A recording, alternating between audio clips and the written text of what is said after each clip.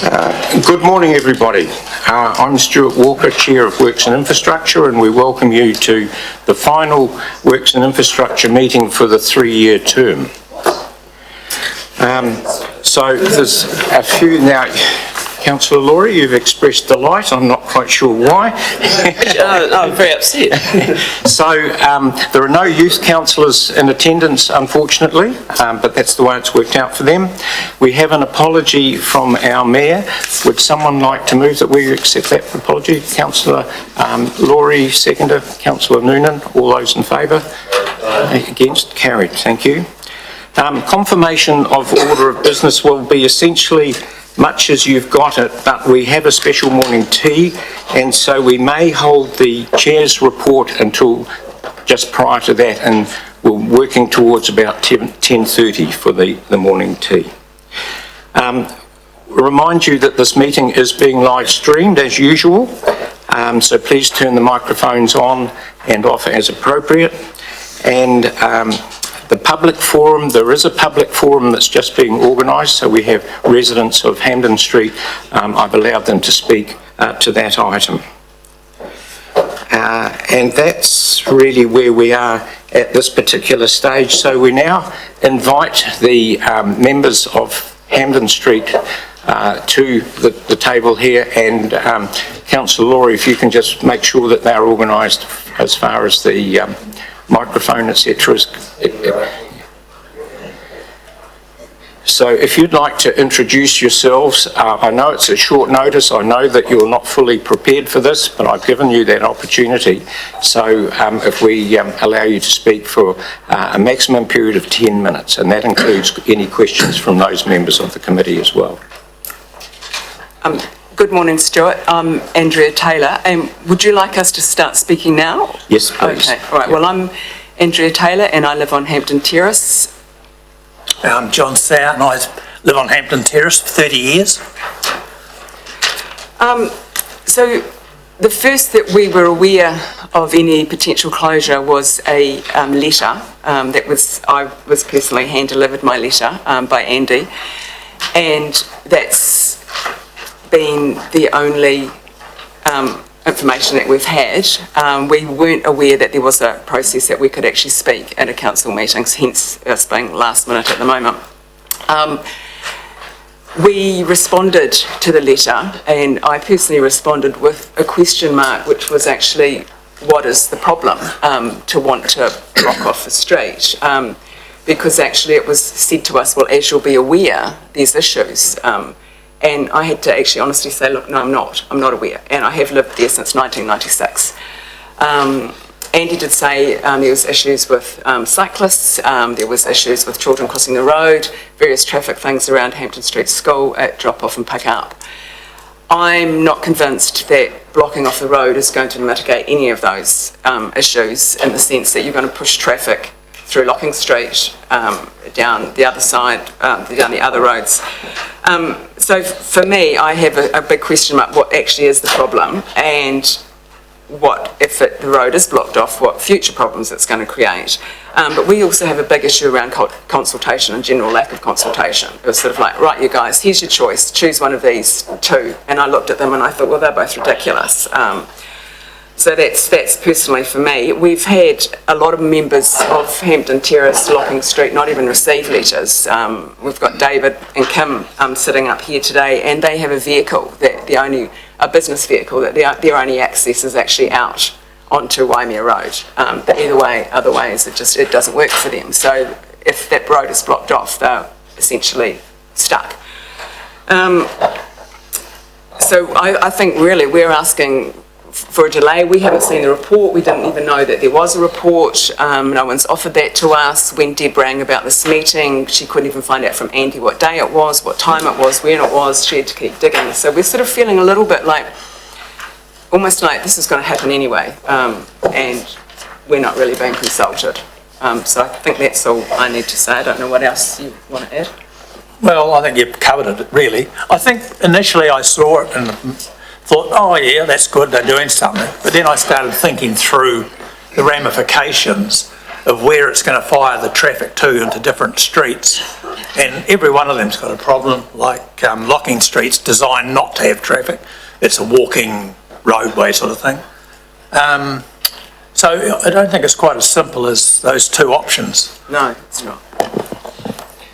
All right, thank you. Is that basically all that you wish to bring to us, your concerns? Because now we will have options for councillors to question you. Yeah, I think so. For myself, I really need to be convinced that there's a problem and that this is the best way of mitigating it. I think that for me, that's the biggest issue. Having lived there for almost 2.5 decades and coming up and down that road. And also, one other thing I think of is for people to be aware of, that the time that road gets slightly congested is those morning times, you know, the school times. You come to school holidays, there's no issue. You come to outside of those 15, 20 minutes and there's not a problem. You know, traffic's in and out quite simply. So, yeah. Right, thank you. It seems a very extreme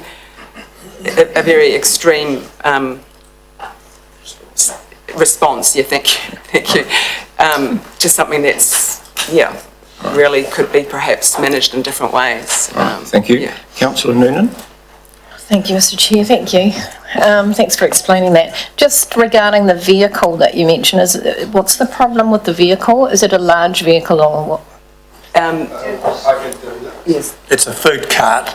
Yeah, so we have a business there, and we have very wide trailers, and low trailers, and there's no other way to get to Waimea Road. Right, From thank you. Waimea Road and to Waimea Road, and that way. Thank you, that's good. Thank you. Any further questions, Councillor Noonan? No. All right, Councillor Laurie? Thank you, Mr Chairman. Thank you guys for coming in and sharing these thoughts. Just first of all, through the chair, so neither of you think there's a problem, but you recognise there are issues around school drop-off time and after school. Is that fair summary? I don't even know if it's an issue, to be fair. I think what I'm saying is that's when the road is busiest.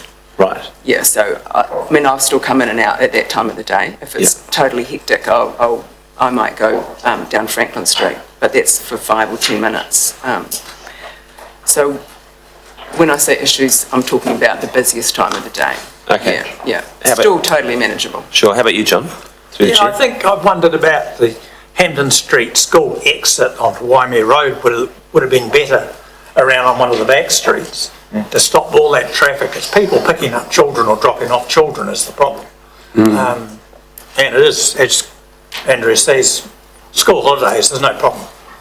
It's a very temporary thing, but I don't know how you'd solve it in pickups and drop-offs. So through the chair, do you think the issues or the busyness is caused? So the concern that we have, as I understand it, and that people have brought to us, is for kids who are walking to school or on bikes, or parents who are walking with the kids or they're on bikes, for them there are safety issues.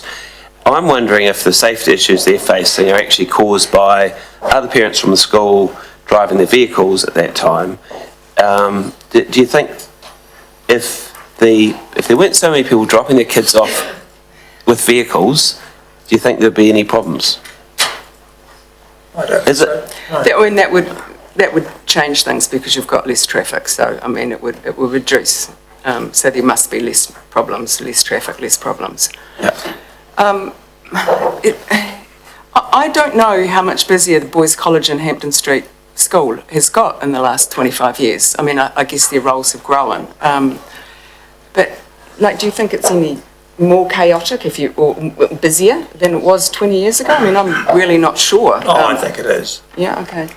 I mean, the pulse of the lights at Motueka Street make a busy period of traffic and then a gap, and you can pull out. Right. So, and then you have bikes coming down the hill, because they get a fast run down there, so it's a bit of a kamikaze sort of run going through there flat out with cars pulling in and out. I mean, And that is dangerous, but they need to monitor their speed, I would have thought. yeah, to me, when I first read the letter, I thought, well, so is, you know, we had in the letter it talked about boys running across the road, and I'm like, okay, so is this around educating these young guys, okay, road rules, and I mean, I'm not being sarcastic, but like, you know, reminding people of road rules, talking the Hampton Street, the community in Hampton Street School. You know, have they had discussions? Like, we don't know if that's been discussed. We don't know if there's been anything before this kind of, oh, right, we're going to block off your street. Just very quickly, Mr. Chairman, if it's okay. Quickly, Yeah, and then councillors. and so there are people in your neighbourhood whose kids walk down that hill to get to school. Have they not expressed concerns to you? No.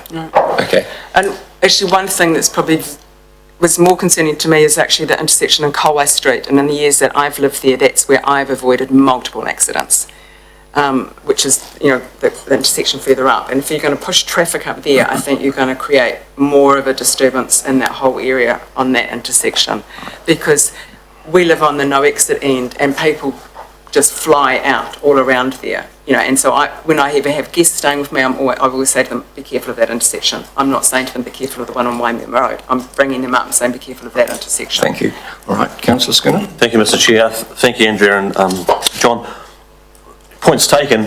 But over the last 3 years, or even more, we've had people pleading to us from Hampden Street, and groups come to us pleading to us to do something about the traffic that races up Hampden Street. So we've been a bit of a, like, what can we do? So they're saying cars are flicking up. We've had some submissions and groups of people like yourselves from Hampden Street. Yeah, I think it is a ramp run. People use it to come from Vanguard Street to get over to Waimea Road. And if you blocked it off, they're going to go up Franklin Street, I'd say. Yep. There they're going past a busy hospital and a hostel. Yep. And if we've got to pull out onto Franklin Street, the road changes its width at that point. Yep. So you can't look to your right if cars are parked there to see if anything's coming up. It's a real tricky corner. Thank you. All right, thank you. Councillor Ackland. Thanks, Mr. Chair.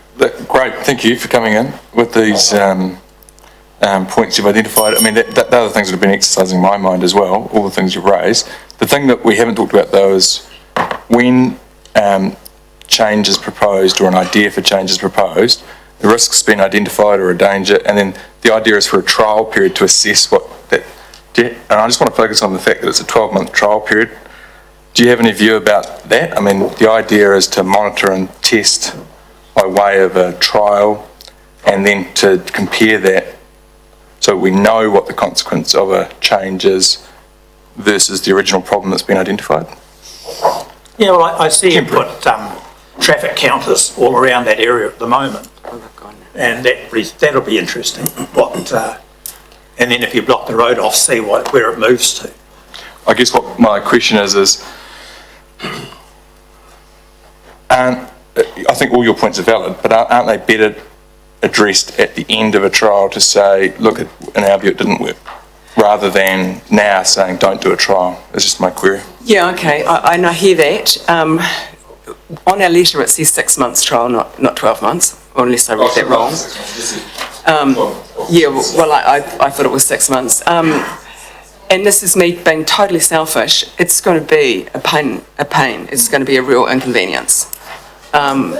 Just even getting home. No, I'm sorry. We're giving you as much rope as we can, and you're going to stay on in a minute and you'll be able to hear the officer's response to all this and where we've officially got to. So, you know, I think that we've given you a good opportunity now with the questioning that's going on. We've just got one more councillor. Yes, yeah.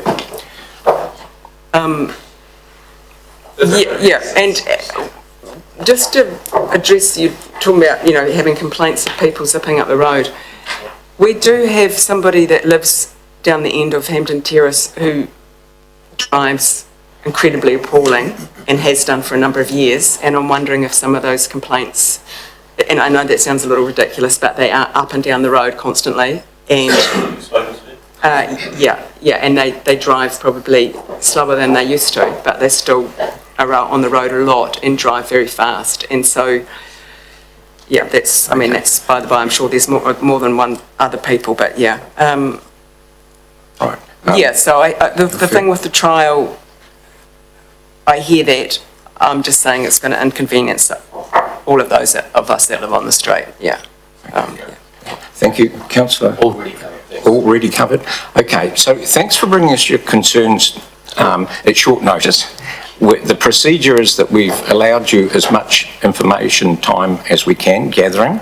So thank you for your presentation, and we'll just got a couple of procedural things, and then we'll address the item as an agenda item.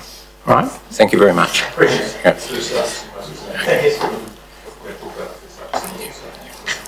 Right, so the next item, I omitted to ask if anyone has any interest that they wish to declare or alter in the interest register. Given that opportunity, nobody raises anything. All right, thank you. So now we go to the confirmation of minutes, which is on pages 8 to 11 of your agenda.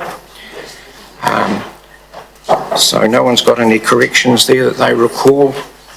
In which case, would someone like to move that that's a true and correct record? Councillor Rutledge, seconded by someone who is it? Councillor Laurie, thank you. All those in favour, please say aye. Aye. Against? Carried, thank you. So now we go, the chairperson's report will be delayed until later in the meeting. So now we do go to item 7 at Hampden Street and pages 12 to 30 on your agendas. We invite the staff to the council.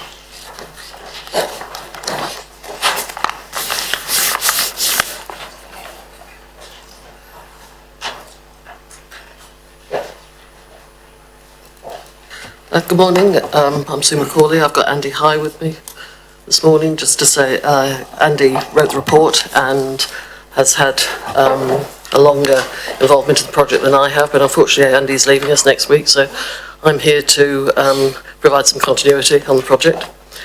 I'll take the bulk of the report as read, but there is a couple of issues I'd like to highlight. Yeah, thank you.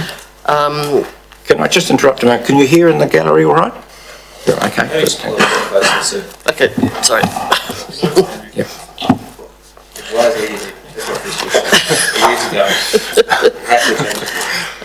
We'll have that discussion offline. There is a little bit of past history that I just wanted to highlight. This has been an issue for Hampden Street, and the intersection has been an issue for a number of years. We did bring an item to Council in 2016 as part of the Waimea Road project. The issues at Hampden Street were highlighted in that, but any work was not proposed while we were waiting for the outcome of the Southern Link investigations. So any work along that section of road has been on hold for a number of years, awaiting that outcome. Since then, there have been further cycle crashes and crashes at the intersection, and I'd just like to highlight the summary at the beginning of the report, which says both officers and NZTA have highlighted this is a severe, a high crash risk intersection with high risk of further crashes involving vulnerable road users, which could result in death or serious injury. So that's the situation we're at the moment. We consider we've got to a point where we can't allow that intersection to go carry on as it is. We have to do some form of intervention. It is an intersection which will be a significant item as part of the Nelson Future Access Strategy, and we highlighted that at this time last year, and we employed a consultant to have a look at interventions at the intersection that would address the safety concerns prior to the outcome of the Nelson Future Access Strategy. There were a number of options identified. Most of them were high price options, which we considered were expenditure that was risky because it may not be the future option as a result of the Nelson Future Access Strategy. So we're looking for an immediate response. We're looking at something that we can do quickly and that can be a trial. It may well be that this time next year, the Nelson Future Access Strategy, which will have its list of options available by probably March, April next year, looking at the current timing of the project, they may well look at reviewing this trial. But in the interim, it's an option that we can put in quickly and at low cost. Just to reiterate what we're trying to address, we've got 3 issues. The most serious is the cycle crashes that are occurring at the intersection. We've got a number of crashes that have occurred for cyclists who are northbound being hit by vehicles turning into or out of Hampden Street. The second issue is what you saw were addressed at the annual plan meetings, where we've had submissions from parents at Hampden Street School who walk down Waimea Road and find crossing Hampden Street extremely difficult, and they told you quite lucidly of their near misses. Thank you. The near misses at the intersection. Yeah, that's... Sorry? Yeah, near misses, yeah. That is an aspect that we've heard continually for a number of years. And additionally, we've also had an ongoing discussion with a couple of the residents of Hampden Street between Kawai Street and Waimea Road about the speed of vehicles and the shortcutting through that area. So that's been an ongoing issue. They've suggested speed humps, they've suggested all sorts of options, which we've resisted. The actual speeds are not unusual for a lot of our roads. They're not excessive, but they're not unusual, and obviously are unacceptable to the residents.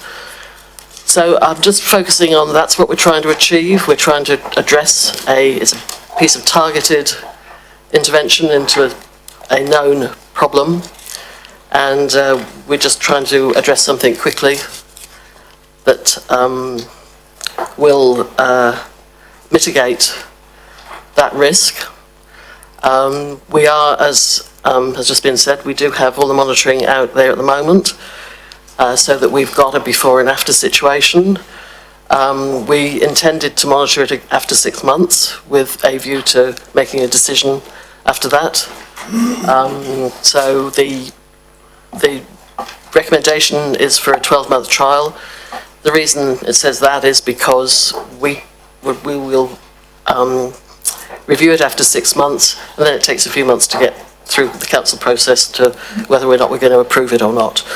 So at any point in time where if we feel it is not working or it's causing too many problems, then we are in a situation where we can pull it. It is just a trial. We are very aware of the possibility of just migrating the problem to other intersections. So that's why we're doing such a lot of monitoring, and we will be keeping a very careful eye on what's happening. Mr. High, have you got any further you want to add? Yeah, maybe through the chair, I'd just like to elaborate on the crash history. Just to counter the impression that there is not a problem there. The crash history is quite extensive, but we're focusing particularly on vulnerable road users for obvious reasons. They're the ones who are going to be injured. So we've had, excuse me, cycle crashes in 2012, 13, 14, 15, 16 and 2 in 2018. And as you can see in the summary in your report there, resulting in a number of injuries. So I just thought I'd elaborate that. Thank you. Thank you. So we have questions. Councillor Ackland, Rutland and Laurie and Noonan. I've got a couple of questions if I can, Mr. Chair. Just to be absolutely clear on, so when we talk about trial period, we're talking about a 12-month trial period with a 6-month review, is that, as I understand it? Through the chair, yes. Yeah, so the review after 6 months could be at the end of that it gets pulled, for instance, if there's crash risk that caused elsewhere because of that. Is your mic on? Absolutely. Thanks, sorry. Okay, now the thing that strikes me about that intersection, and I know from experience, is in the mornings when you have commuter traffic and cyclists coming down the right-of-way, so it's a cyclist lane, the green lane on the left-hand side going north. You've also got the conflict of the yellow hatched, and drivers are very accommodating when they're heading into work, and they pause on the yellow hatch to let vehicles turning left on going north out of Hampden Terrace very accommodatingly wave them through. And it does give me the woolies, I must admit, every time I'm doing that, because the temptation is to quickly take advantage of that rather than checking that cycle lane. So the thing that really exercises my mind is that massive risk, and actually from my professional background, being involved in cases in the district court of very, very serious injuries to cyclists from driving, careless driving in terms of not intentionally, but just failing to see a cyclist coming through.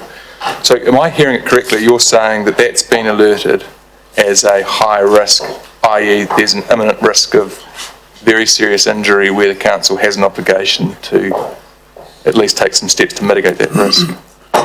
Yes, it's been highlighted by NZTA to us, and that's been also indicated by the police. I mean, that's the thing that troubles me about all this, is that once you get that sort of thing highlighted to you, if you don't do anything and then something happens, what's the consequence for council in that situation? Do you know, executive, do you know that? I mean, what happens when the national body, NZTA, says there's a very high risk of there being a fatality or some very serious injury for a cyclist, and council says, oh, thanks very much for that, but we're not going to do anything about that? I mean, I know from a health and safety legislation perspective, if an employer did that, that would be bad news. Well, the worst case scenario is that one of your staff is explaining to the coroner's court why someone has died. And I have been in that situation where we've had to send legal support for that staff member, providing those answers. In terms of consequences for serious injury, I'm not ready for the question, but I would think that yes, we would probably could face action there. But I would need to check that out. Can I? No, that's okay. I mean, I guess I'm just trying to make the point really, is it makes me feel nervous, is that if you know about something and then, choose to ignore something that's been highlighted to you. Now, I don't want to overstate it either, but it seems to me that the idea of a trial is to assess the before and after and make that comparison. Are staff cognizant of the fallout of closing off the end of that street where traffic diverts down the, particularly Locking, which is incredibly tight, and the trouble of not having a controlled intersection at the top of Franklin Street? Absolutely, that's why we're saying it's a trial, and that we'll be monitoring very carefully. Councillor Rutledge. Thank you. I've got a couple of questions, and I've run these previously through Mr. Laverta, so hopefully the answers are easy to find. The first one I didn't know, so I'll start with that. What investigation has been done around the cycle crashes? I'm quite familiar with riding through that area, and often it seems that cyclists are able to go 40, 50k an hour while traffic's basically stopped. Is there investigation as to why those crashes are happening? Through the chair, the crashes are as a result predominantly of vehicles leaving the clearway empty of vehicles, so that traffic going from Hampden East can move into Hampden West, and southbound vehicles can turn right into Hampden West. Those are the two vehicle movements that are represented with these cycle crashes. Because of the queuing traffic back from the pedestrian phase traffic lights there, the cyclists coming down on the inside or outside, I mean, on the shoulder side of queuing traffic isn't seen by those turning vehicles, and the cyclists are effectively either taken out over the bonnet of the car or T-boned into the side of the car. Mm.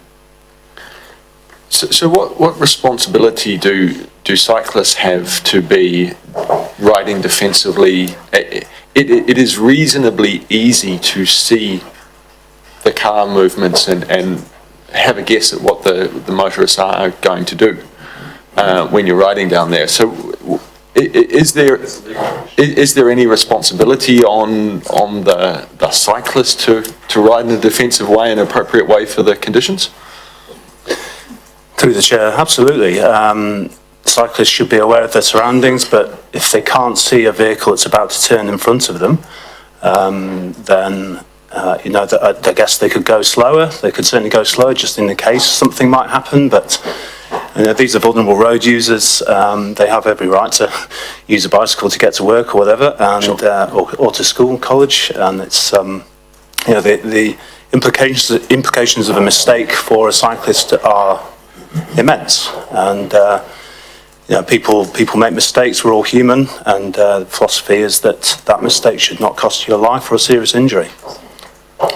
Okay. So can I just add to the fact that some of these crashes are occurring because the vehicle that is cutting through the yellow box hasn't seen the cyclist, and by law he should be giving way to that cyclist because it's a vehicle on the main road.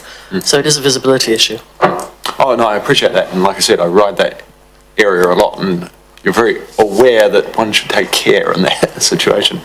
So other questions then. If the blockage is had, what traffic modelling has been done about where the traffic will go and what the impacts will be? Through the chair, we have had some extensive modelling carried out, but it's just a computer exercise. It's a Sidra-based model and crash prediction modelling. We had a consultant do some extensive work. So it does. Their report does highlight that there may be migrated effects, particularly on Franklin Waimea Road intersection. But it's very difficult to quantify those numbers. Even a computer's not capable of actually giving you a hard and fast answer, except to say that there is a possibility of migrated effects, for sure. So we've got no way of knowing that if we make this change, we are on probability better or worse off? Through the chair, I think crucially, other intersections that may be affected by increased volumes don't have the same set of circumstances as this intersection, i.e. there are no fast downhill cyclists going across a clearway in congested area with traffic backed up from a nearby red traffic light. So I think the circumstances around this intersection are actually quite unique, and although there may be some migrated effects, one could argue that they wouldn't possibly result in quite the same level of risk to vulnerable road users as are presented here. Okay. Second last question. I couldn't quite pick up from the report who from the key stakeholders opposed the changes. There was mention of it, but other stakeholders were mentioned by name, and those who opposed didn't seem to be that I could pick up. Through the chair, the appendix to the report attempts to detail the level of responses. So for full closure, for partial closure being the left out only, and then a third page for neither option preferred, in which case we would endeavour to do some very minor changes to line marking and signage. Yes, and so the question was, who was that key stakeholder? Was it the Boys College? Who was it? Through the chair, we heard back from Hampden Street School, Boys College, the emergency services, the police. I actually spent a couple of hours on a busy morning with a representative of the police serious crash unit at Hampden Street there. So we've attempted to get feedback from all the stakeholders that may have an interest.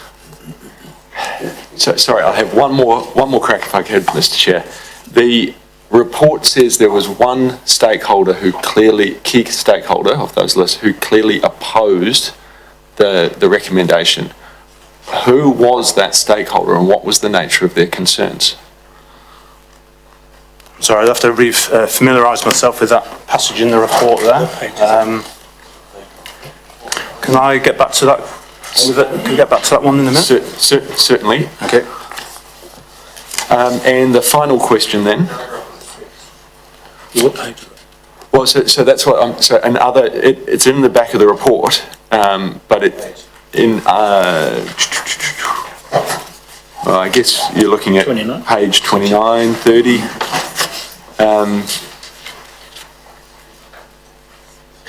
Just need to be more specific in order for the officer to... It's on page 16, and it's key stakeholders, 3 in favour of full closure, 4 in favour of left out only, and there's one of the key stakeholders who favours neither option, prefers option 3. what the council is asking is, which one of the key stakeholders is the one that favoured neither option? Yeah. We have Nelsus down as being neither option preferred. Okay. And then finally from me, Mr. Chair, if the closure went through, would that effectively create a very long cul-de-sac? Yes, that's exactly what would happen if the full closure trial was adopted rather than the left out. Yes. And doesn't our LDM advise against creating long cul-de-sacs? So the LDM is for greenfield situations, not for retrofitting existing networks. But just to clarify that, the section of Hampden Street between Kauai Street and Waimea Road is 110 metres long.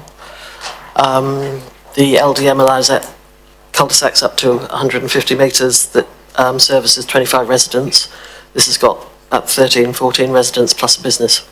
Okay, so it still fits within those. Thank you. Thank you. Councillor Laurie. Thank you, Mr. Chairman. Through the chair, first of all, my sympathies, because you guys are the ones who end up the meat in this particular sandwich between the politicians and the public. And I know you guys are doing your jobs, so just want to say that. But I do also want to ask through the chair, why do you think there's the difference between what we've heard from some people who have been in public forum and what we're reading in the report and what we've heard in public forum today? How would you, can you explain to me why you think that difference exists? Through the chair, one could argue that there was more support for full closure from residents of Hampden Street and less support for the full closure from residents of Hampden Terrace. I guess if you live on Hampden Street and you're closer to the scene of these crashes, but also perhaps more prone to the activities of rat racing and boy races, then I suspect that's where the difference in opinion lies. Okay, thank you. Through the chair, next question.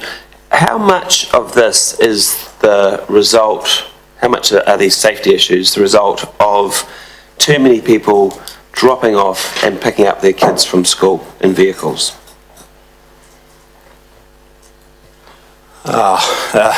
Anecdotally, one would have to suggest that the congestion caused at the school peaks is definitely one of the causal factors in these crashes.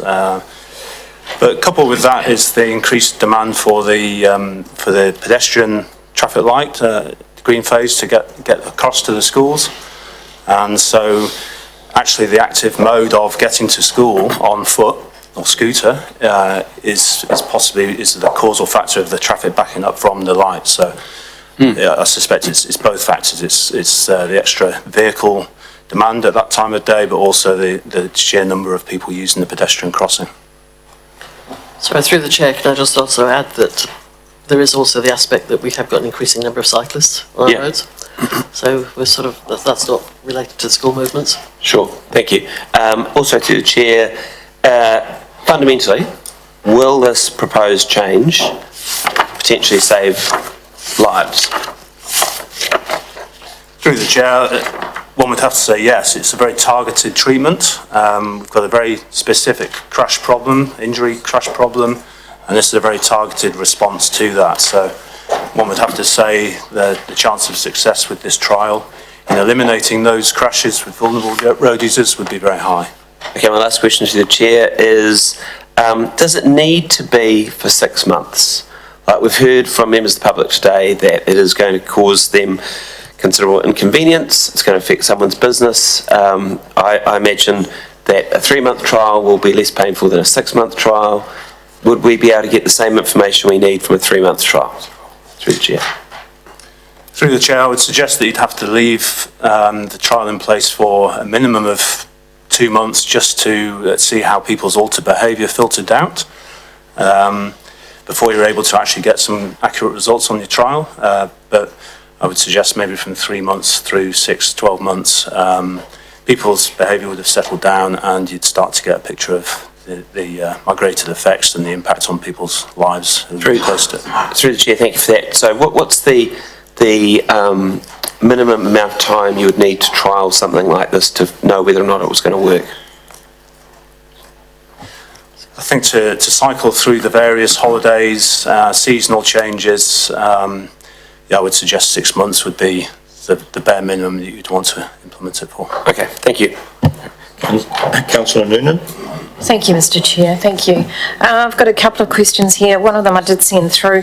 Look, when I was reading the report, the emergency services seemed a little concerned about it, trying to get into Hampden Street if you had a fire at number, whatever it is, up behind, on the west-hand side, if you were the first house on the left and your fire engine couldn't get in.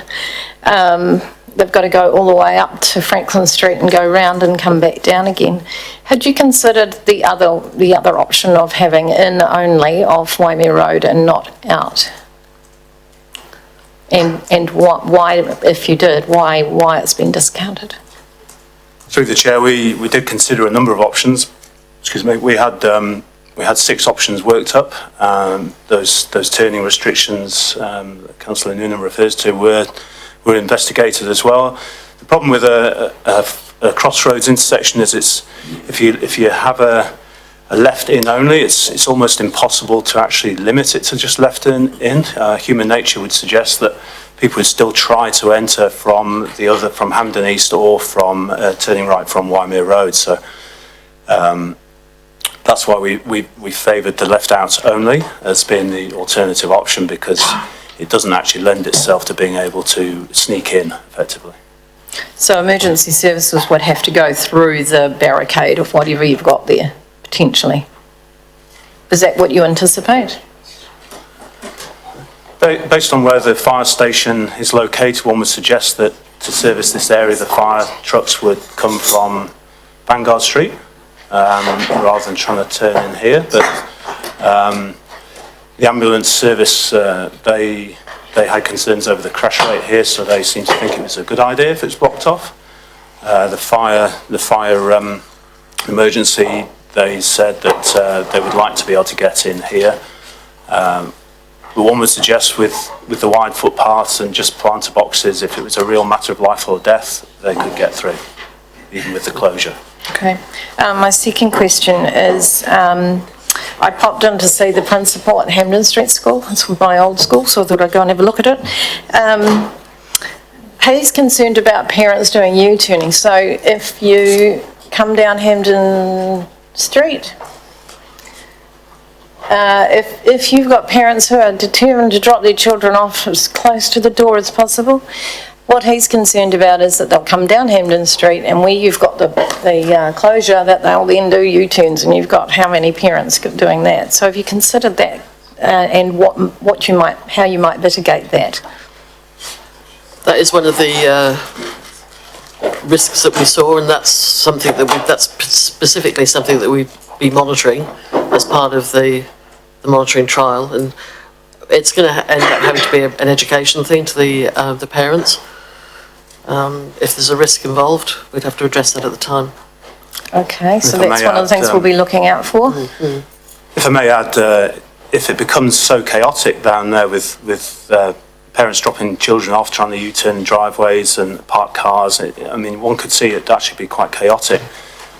Those scenarios tend to self-police, that people would just choose to do something else if it just became too much of a nightmare. Or they become bloody minded. So, you know, we've got that is a risk that you're obviously aware of.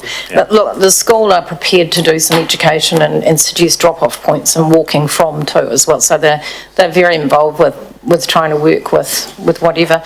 Look, my next question is, there seemed to be a sort of a warmth towards the Barnes dance, and I know that in your report it is like $1 million plus to actually implement it, but is there any way you can trial it? Through the chair, it's $1 million trial. So it's $1 million trial, it's not just $1 million finish. One of the biggest issues with putting signals at Hampden Street is the area by the Boys College driveway. That's where we would be looking to have the boys crossing, and there's actually nowhere for them to stand and wait. So works have to happen to actually alter their driveway to create somewhere for the students to actually stand to wait to undertake the bandstands crossing. Okay. So it's not just a case of relocating for traffic poles. Okay, had to ask, because it seemed to be the popular choice. The fourth thing I have, I think that's probably the last thing, is that I think there's a responsibility of all users of the road. So the pedestrians have to be careful, the cyclists have to be careful, and the drivers have to be careful. And it has been told to me that cyclists have been observed riding right through the pedestrian crossing when the children are supposed to be crossing the road. So is there a bit of education going to go on for all parties using the road? I guess you've got to work with the police on this as well.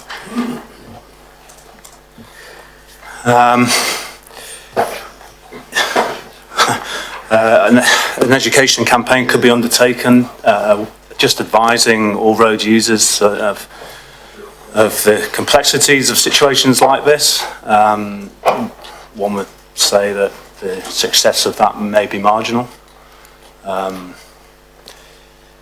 People do what people do. Mr. Chair, I'd say it's essential.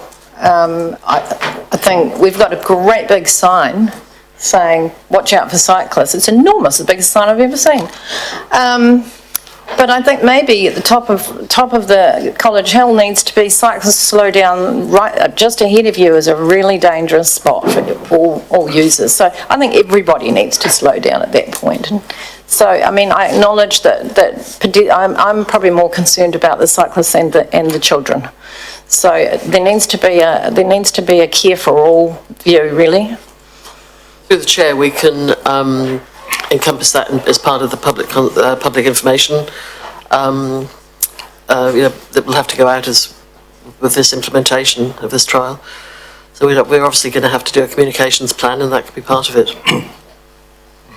Right, thank you. Councillors Ackland, Barker, Matheson and McGurk.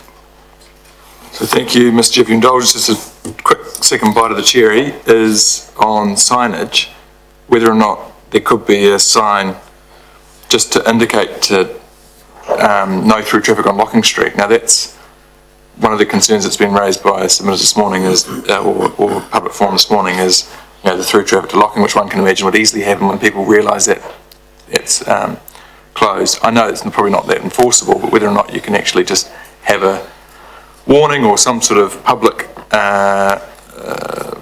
notation just letting people expressly know that no through traffic on Locking Street.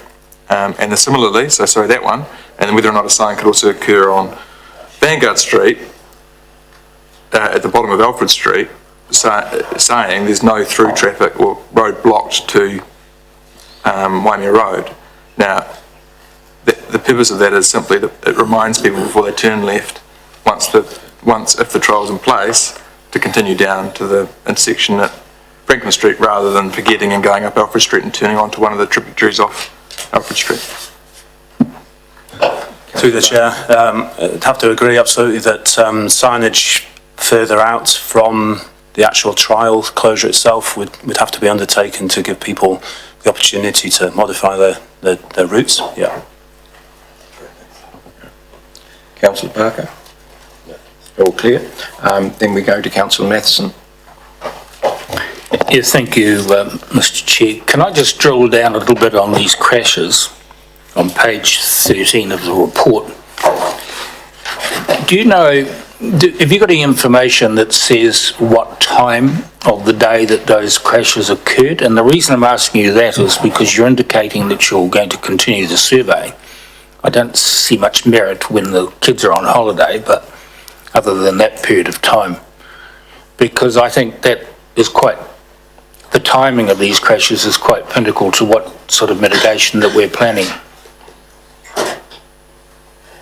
Through the chair, if I may just elaborate on the crash history here, specifically for the cycle crashes. 2 of them were in the morning school peak, and the rest being 4 were in the afternoon school peak.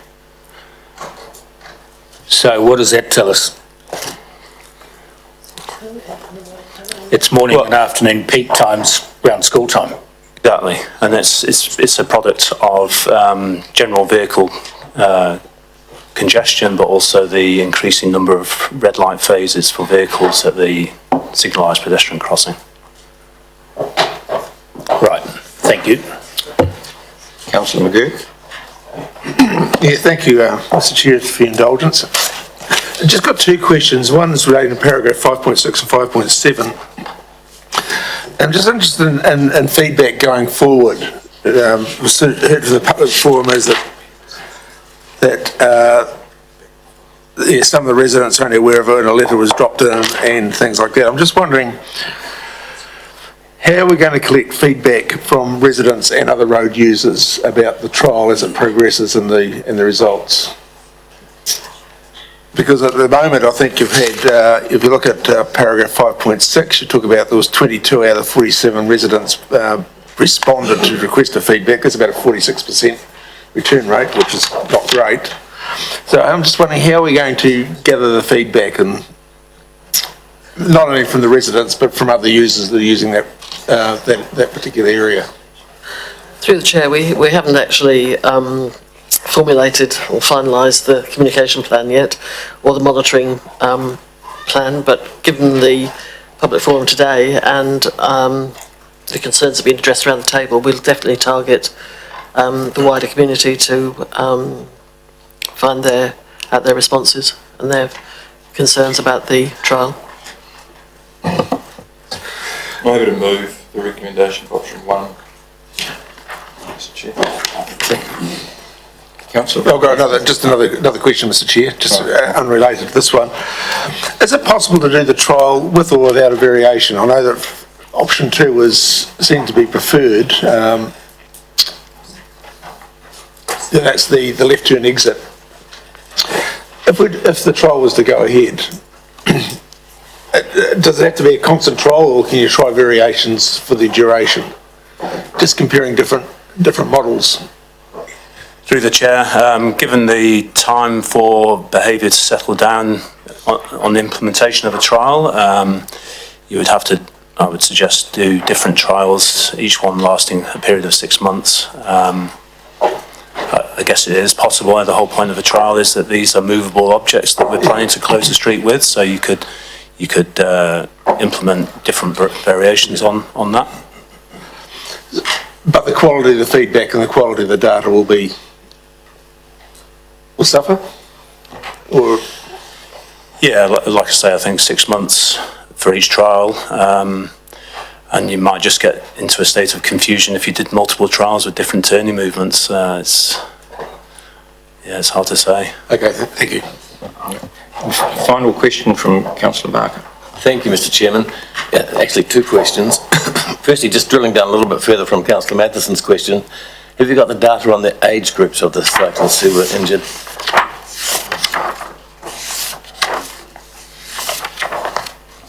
Sorry, no, the report from the House doesn't have the age. School pupils or not? No, not at hand anyway. That information can be obtained though. Second question, were you aware before today of the implications for the businesses that have submitted in public forum, of the implications that this trial will have on them and their vehicles and will have difficulty? Were you aware of that? Through the chair, yep, we had, I have it in text form here, the response from one particular address that was operating large and low trailers. Yeah. And had you thought of any way that their concerns could be met in any way? Well, we did think about it. To be fair, as far as we can see, there's no impediment to taking a trailer along Carwye and Franklin. There's no speed tables there, so you can still gain access to Waimea Road even if Hampden West is closed if you have a trailer. It's where we see it. The owners of that trailer may beg to differ. Thank you. Thank you. Councillor Laurie, did you have a final question, or we? No. Okay. So I did. I was seconding. Yes. Yeah. So it's been moved. Councillor Ackland, seconded by Councillor Laurie. Councillor Rutledge. Thank you, Mr Chair. No, it's just a further question. Given the nature of the crashes, the timing, the very clear pattern, has any investigation been done as to whether there could be time-bound mitigations or put in place? So if you, I don't know, no parking, no stopping through that area for an hour at the peak time or something like that? We haven't looked too deeply into clearway time restrictions for parking and so forth, but given that the crash problem is moving vehicles versus moving cycles, a clear way wouldn't address the crash problem. Any attempt to limit the use of the signalised pedestrian crossing to reduce that level of tailback cars would just simply affect kids getting to school. So I'm not sure it's really viable. Okay, so I think maybe I misinterpreted. I thought you said the cause of the crashes was largely due to line of sight issues.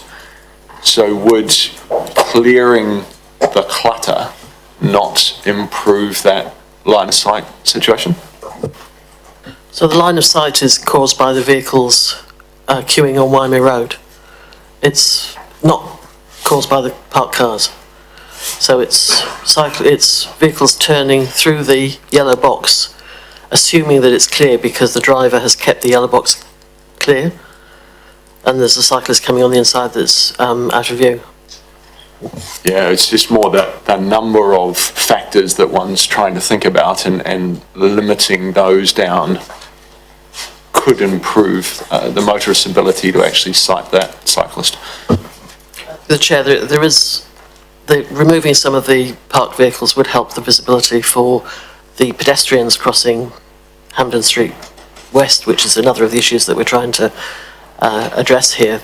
That has been an issue that they have raised, that when they're trying to cross Hampden Street West, they can't see a vehicle that's turning left because of the parked vehicles. Thank you. Councillor Noonan has a final question. I do have a question. The final question.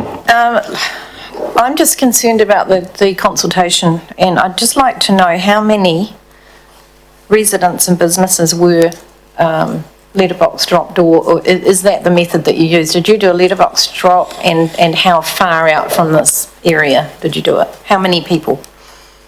Through the chair, I personally door knocked and delivered leaflets and letters to. So if the resident wasn't in, I just left it in the mailbox. If they were in, I hand delivered it. I'm still listening to you, officer. On these occasions, we always, on these consultation efforts, we always get a level of did not receive. We always get it, and I don't know why, whether the letters blow out of the mailbox or someone takes them out of the mailbox, but we just never get 100% coverage. So how many, so did you do a radius around the area? Yeah, through the chair, all of Hampden Street West and Hampden Terrace. So we didn't go up to Locking Street, Kawa Street? Mr. Chair, sorry, can you please explain to public forum, to the public gallery, the rules of our committee in terms of public interruptions, because it is distracting. Yeah, thank you. Those in the public gallery, you've had your opportunity to speak. I understand your perception on this issue, but if you continue to interject, you'll be asked to leave. Thank you. So Hampden Street and Locking Street weren't done? Hampden Street West, yes. Hampden Terrace, yes. Locking Street, no.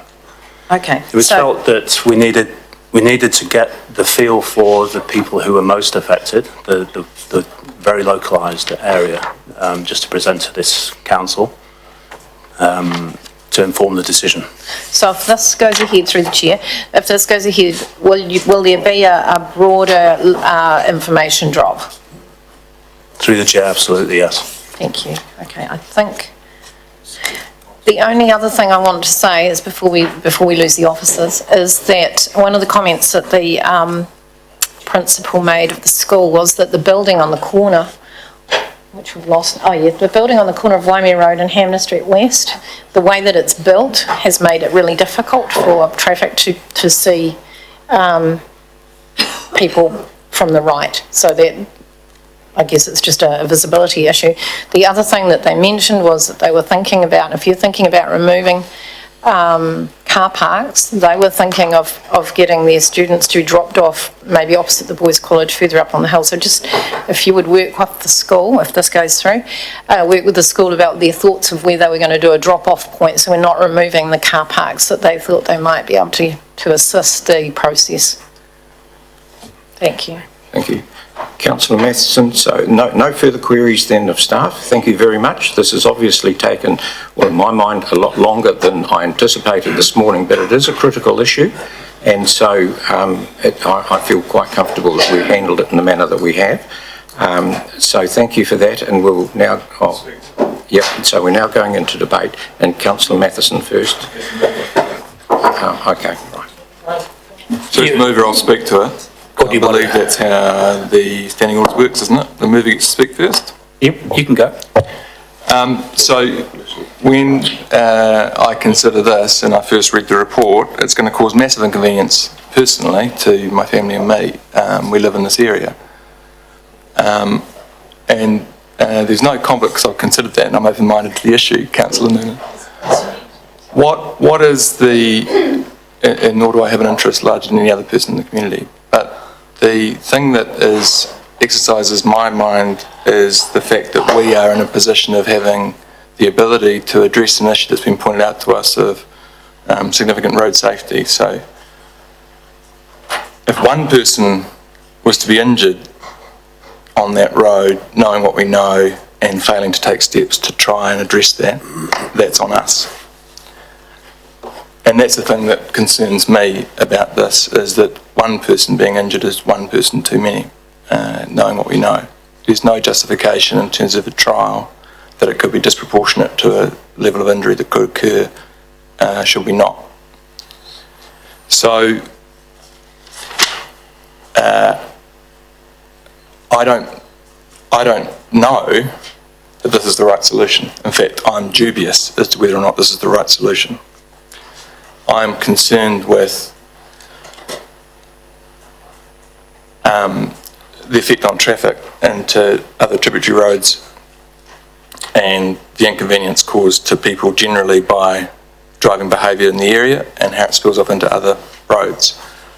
But this is a trial, and I consider that as a trial, this is the right step to be doing to assess whether or not the problem can be mitigated, whether or not as staff have produced this report and said this is the option that's available to you to address this problem, that's absolutely the one that I'm going to adopt and say, well, that's the solution in the meantime, to trial and see whether or not that inconvenience, that period of time, will result in a change to that problem that's been identified to us. My preference, incidentally, is probably to have some sort of pedestrian walkways over the top, and I am deeply concerned that over the years we've been kicking this can down the road, as Councillor Skinner sometimes says, kicking this can down the road because of ethereal sort of wish to build a third state highway by some members of the community has caused policy inertia in other areas of our community. We haven't developed proper solutions to major problems because we've been kicking a can down the road, in my view, that's never ever going to come to fruition, but that some people unrealistically believe it's going to be, and it's caused a state of complete inertia. Anyway, so this is the right trial. It's a trial, and we're going to hope that it has a positive effect, and maybe as a result of the trial there will be a better outcome as to the correct modes of addressing the issue that's been identified. Councillor Matheson. Thank you, Mr Chair. I'm actually not going to support any of this, and I'm going to tell you why. We've identified from the crash stats that these accidents occur peak time morning and peak time afternoon in conjunction with the school.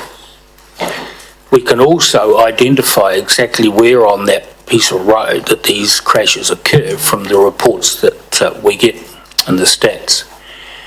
Why haven't we addressed the source of the problem, the location, to be followed by the time? So if you're having a lot of crashes outside Hampton Street School at 8:30 in the morning and at 3:00 in the afternoon, you then start looking at how you're going to mitigate that problem. We've done it before in other sites, and we've actually dealt at the source. You don't have to close a road, you don't have to do another survey. To me, it's pretty clear that's where the problem occurs.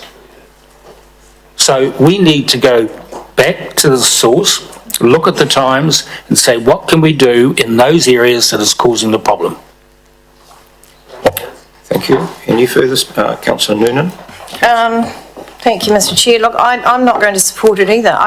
A number of things concern me about it. I think there are mitigations that we should be trialling before we close a road. Closing a road is a serious piece of work. I think there needs to be some more policing. I think we need to be helping all users of that road to slow down, generally slow down, have a look around, take your time. We definitely need to work with the police. We need to work with the schools and do some education around the school users, the parents, the children, the drivers, the whole lot, and generally around the whole of Nelson, because that area is a busy road. I was up there the other day at just after school. It is very busy, but everybody's so intent on getting to where they need to get to that they're not thinking about the road. They're not thinking about safety. We need to do a very good education system and trial all that before. Let's work with the school, do the drop-off, help them. Get the college boys to help the young ones cross the road. I mean, they've got a group of year 13s, and I'm sure that will help the little children. There are other issues like the boys are boys and they're lovely, but sometimes they run across the road and the little ones watch them, and that's what the principal said to me the other day, that unfortunately some of the boys run across the main road and they are an example. So that worries him. So I'm not going to support this at this time. I think there are other things that we need to be doing to try and mitigate the problem before we go to such a big stick. All right, thank you. Councillor Laurie. Thank you, Mr Chairman. This is not an easy decision, and it's a really great example of why local government's important and why sometimes it's hard. I would actually really like to support what I heard in public forum. John Sewer is one of the most community-minded people I've ever met. He's one of my favourite people that I've met in the last couple of years, actually. He's an extraordinary man. That said, we need to do something in this space. We need to do something on this corner. And I completely sympathise with the residents who have concerns about how it will inconvenience them, but they haven't been in the chamber when we've had groups coming and presenting to us about the risks that children and cyclists are facing every day. And we have been, and we need to think about them as well as what we've heard in public forum today. For me, a huge part of this problem, and a huge part of the problems we face across the city, is a result of too many people driving their kids to and from school every day in a way that we didn't used to do in New Zealand, but in a way which has become increasingly common. In fact, it's even considered normal. And I think that's a really bad situation that we've got ourselves into, because it creates problems like this, it creates them in other parts of town. And I'm just interested that so far I've heard from councillors who are not supportive of this trial, and I've heard from another councillor who is supportive of this trial, and I'm going to support it. And the councillor to my left and I, we have kids who are of school age, and I suspect we spend more time at outside school gates than perhaps some other councillors. And if you spend as much time around school gates as a lot of parents do, you'll realise just how serious the problem is becoming. And we're going to see more of these coming to us because of this problem of too many people driving their kids to and from school.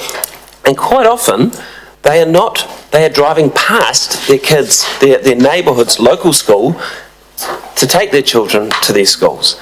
And actually, if people could just take their kids to their local school and let their kids walk and cycle and scooter, we wouldn't have these sort of problems popping up as much.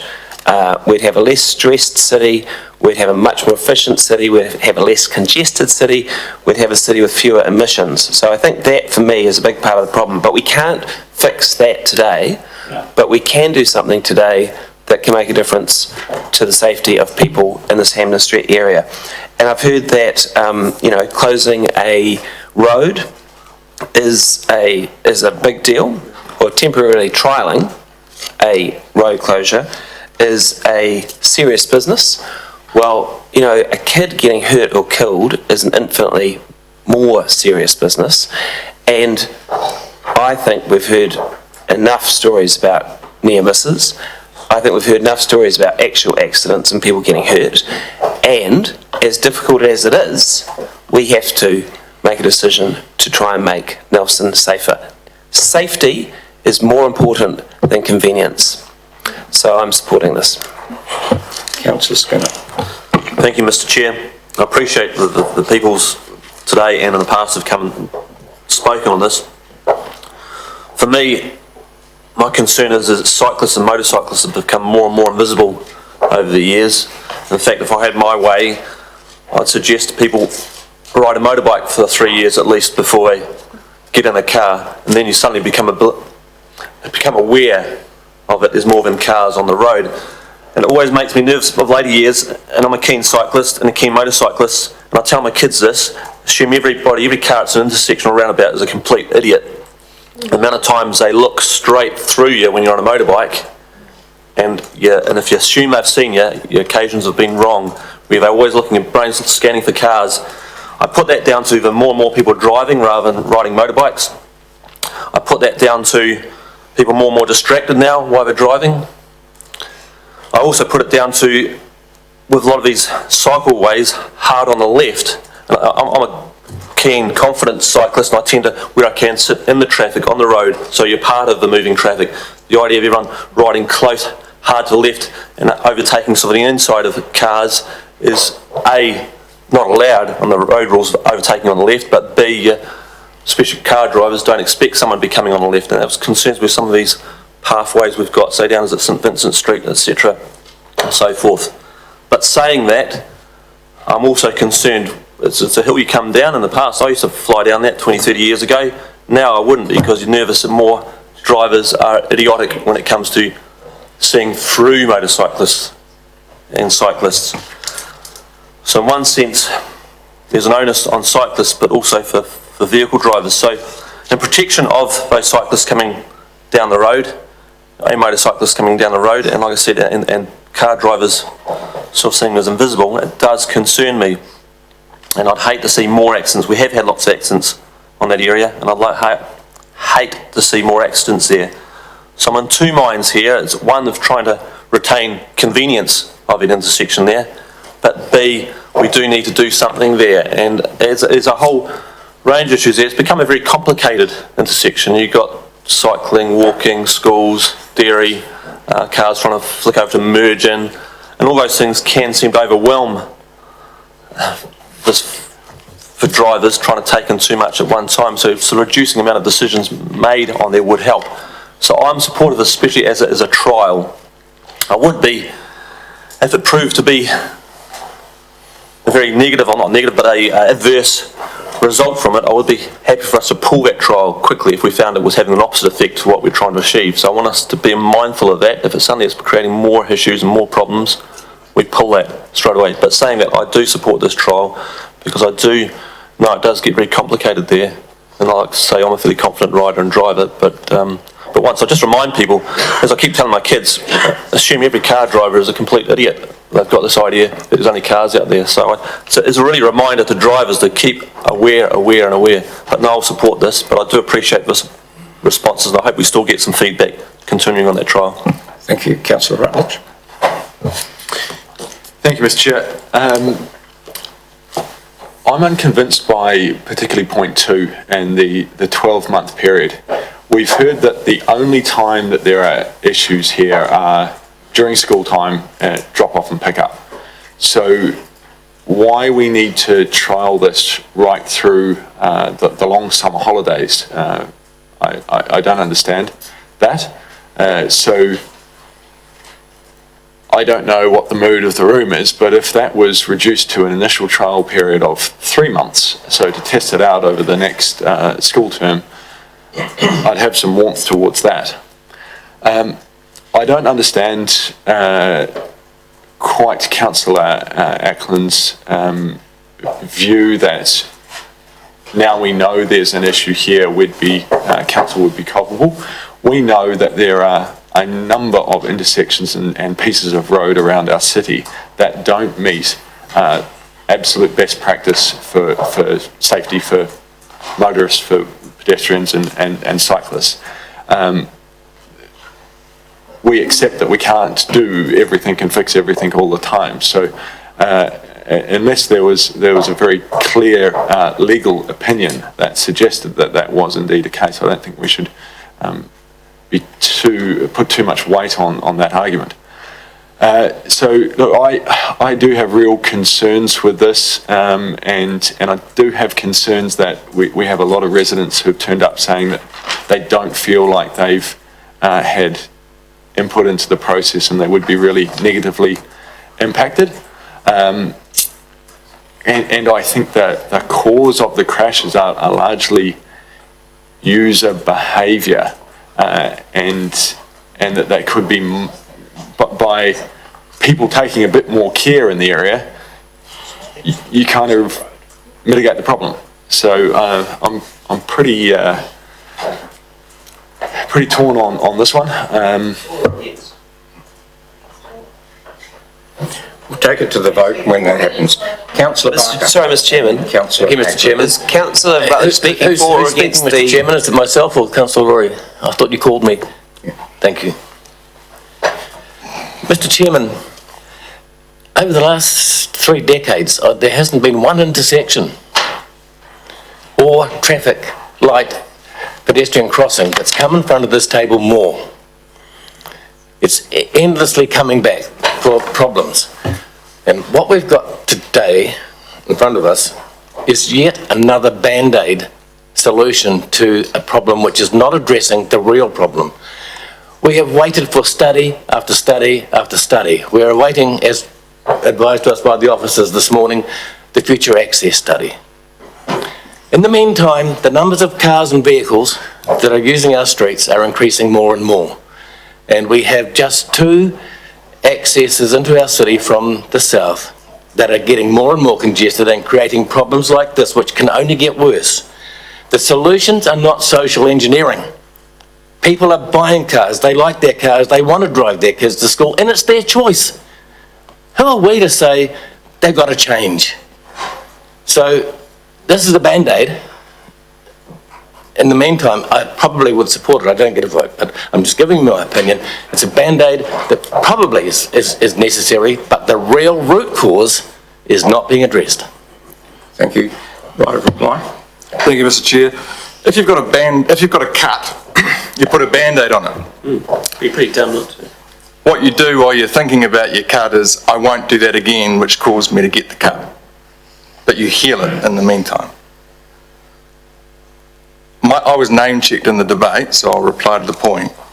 What's being advocated for is, because there's lots of places that are unsafe in this city, this is the logic of the point. Because there are lots of places that are unsafe in the city, therefore we shouldn't do anything to address a place that's unsafe that we've been told about and that we can do something about. Please don't interrupt me during debate. Point of order, Councillor Walker, this is on throw. Your Councillor Rutledge knows the rules very well. Your point of order is upheld. Continue, please, Councillor Ackland. What was the point of order? Banter across. Okay, so if this is lost, because the balance here, the debate's reduced down to the correct point, which is a balance of change or inconvenience versus public safety. Where do you sit on that balance? And if this is lost, I want councillors to really carefully think about this, because we've heard from the Chief Executive, and we've heard from staff about the consequences of not doing something when you know.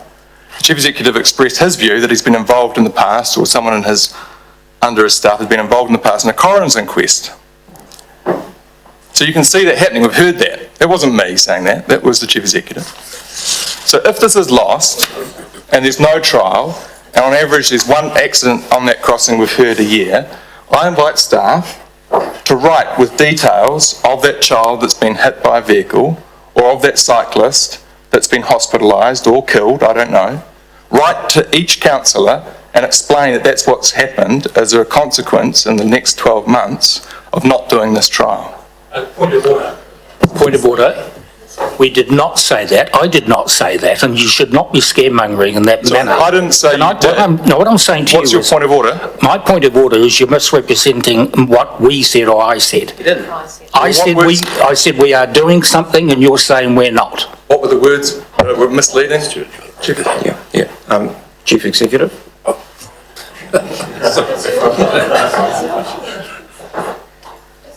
I had nothing to say. So, again, I'll just repeat my point in debate. I invite staff, should this be lost, to write to each councillor of an accident that occurs at that intersection that could have been prevented had this trial taken place. So I invite transparency, if this is lost, on the child that is hit. Point of order, Mr. What are your point of order? The point of order is you are misrepresenting what was said by both the Deputy Mayor and myself. We are not saying do nothing. I suggested 3 things that could be done as an If there's alternative, a point of order, can Mr. she Chair. address what part of standing orders has been breached rather than entering into debate? You're misrepresenting what we said. I will rule that it has been misrepresented what has been said, and the basis that we continue. We've got your final words. I'll just say my view. Yes. Right? And So then my put view to is, the vote. my view is that should this be lost, I invite staff to write to every councillor expressing an accident that occurred at that site that could have been prevented had this trial taken place. If a child is hit, if a cyclist is hospitalised, if someone is killed, I want to know about that as a city councillor who could have taken steps to prevent that occurring, could have taken steps to mitigate the risk of that happening. And I expect staff to provide that information to us in the most transparent way to see the consequence of the decisions that we make. Thank you. Now, I just confirm you've moved option 1. I've moved exactly what is in the resolution. Yes, thank you. So I'm now going to put it, and we'll take a show of hands. All those in favour of option 1 as presented there, please indicate. Aye. So we've got 1, 2, 3, and myself is 4. And against, 1, 2, 3. Option 1 proceeds as a trial. Councillor Laurie? Thank you, Mr. Chairman. I wonder if staff could talk to the business that is going to be affected by this trial to see if there are any ways that the council can help them with the challenges that this trial will represent for them. Yeah, that's fair and reasonable. I invite you to speak with the officers afterwards to ensure that all aspects are taken. I will do that. Through the chair, I'll make sure that that happens. Thank you very much. Right. So that concludes that part of things. So now, in view of the time, I'm going to introduce my chairman's report. You have that in front of you, and I'd like to read through that.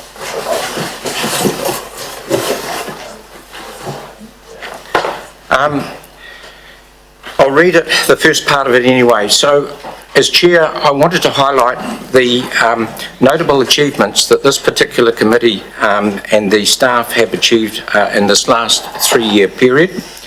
And I'd like to thank all the staff and officers involved. And I'd like to ask you that you do convey that right through to everyone. It's much appreciated. I would like to thank Alec and Gemma, and I think I've got to describe Alec as my left-hand man, not my right-hand man, as we sit at the moment, for keeping me on track throughout these 3 years, and to the governance advisors who've been magic in keeping all my meetings under control. And as a measure of my appreciation for how things have been treated, I'd like to give Elaine a small appreciation.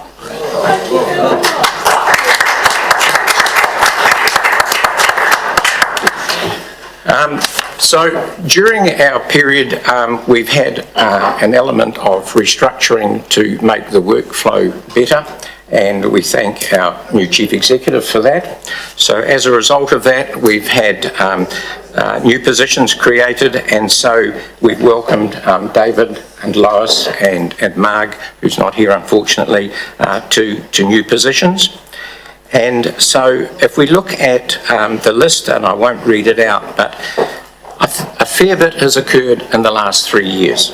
And I think that it is an achievement that is worthy of the importance that this particular committee undertakes.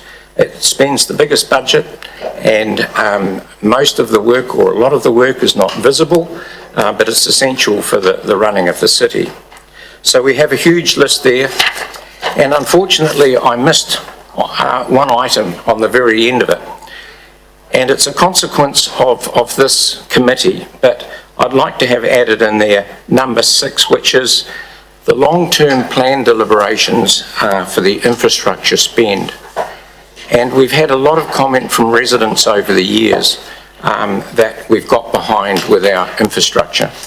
And as one of those items that I did promote, if I got onto the council, that I would do my very best to try and deal with the backlog of work.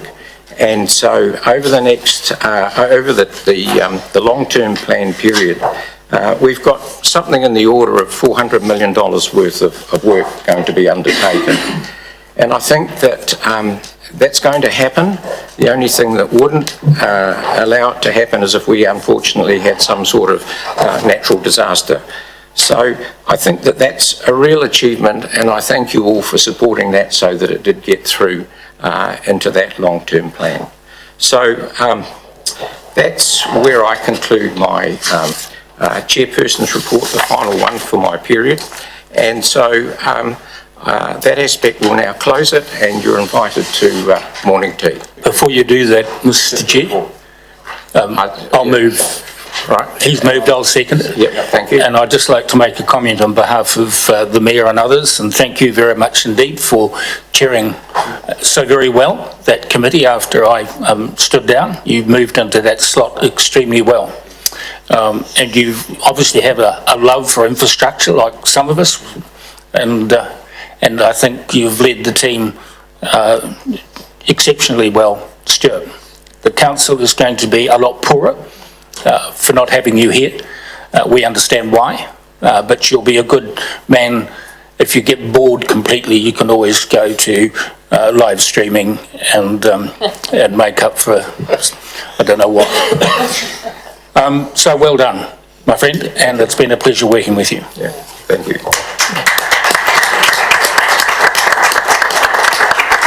I have to say that one of the highlights was observing the sleeving of the Collingwood Street work. That, to me, that was really of high interest.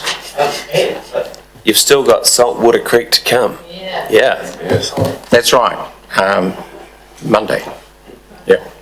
Yeah. Councillor Skinner. Can I have one request, that you do reappear with speak submission in your public submissions when you get the opportunity? If you think we've gone wayward, to come here and I put think your it's sequence in. possibly fair to say that you may not have seen the last of me. Thank you. So I'll put out that my chair's report be received. All those in favour?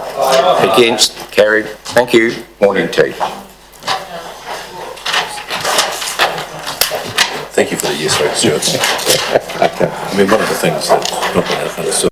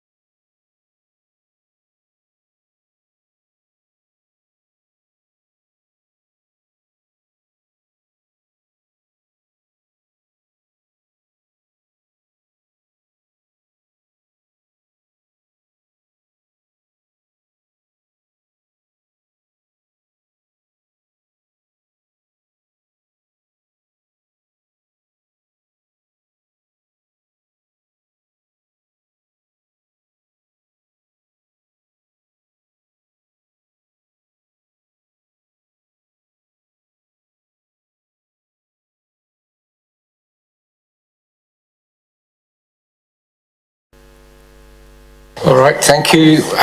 We reconvene the meeting and we now go to page 31, the Works and Infrastructure Quarterly Report.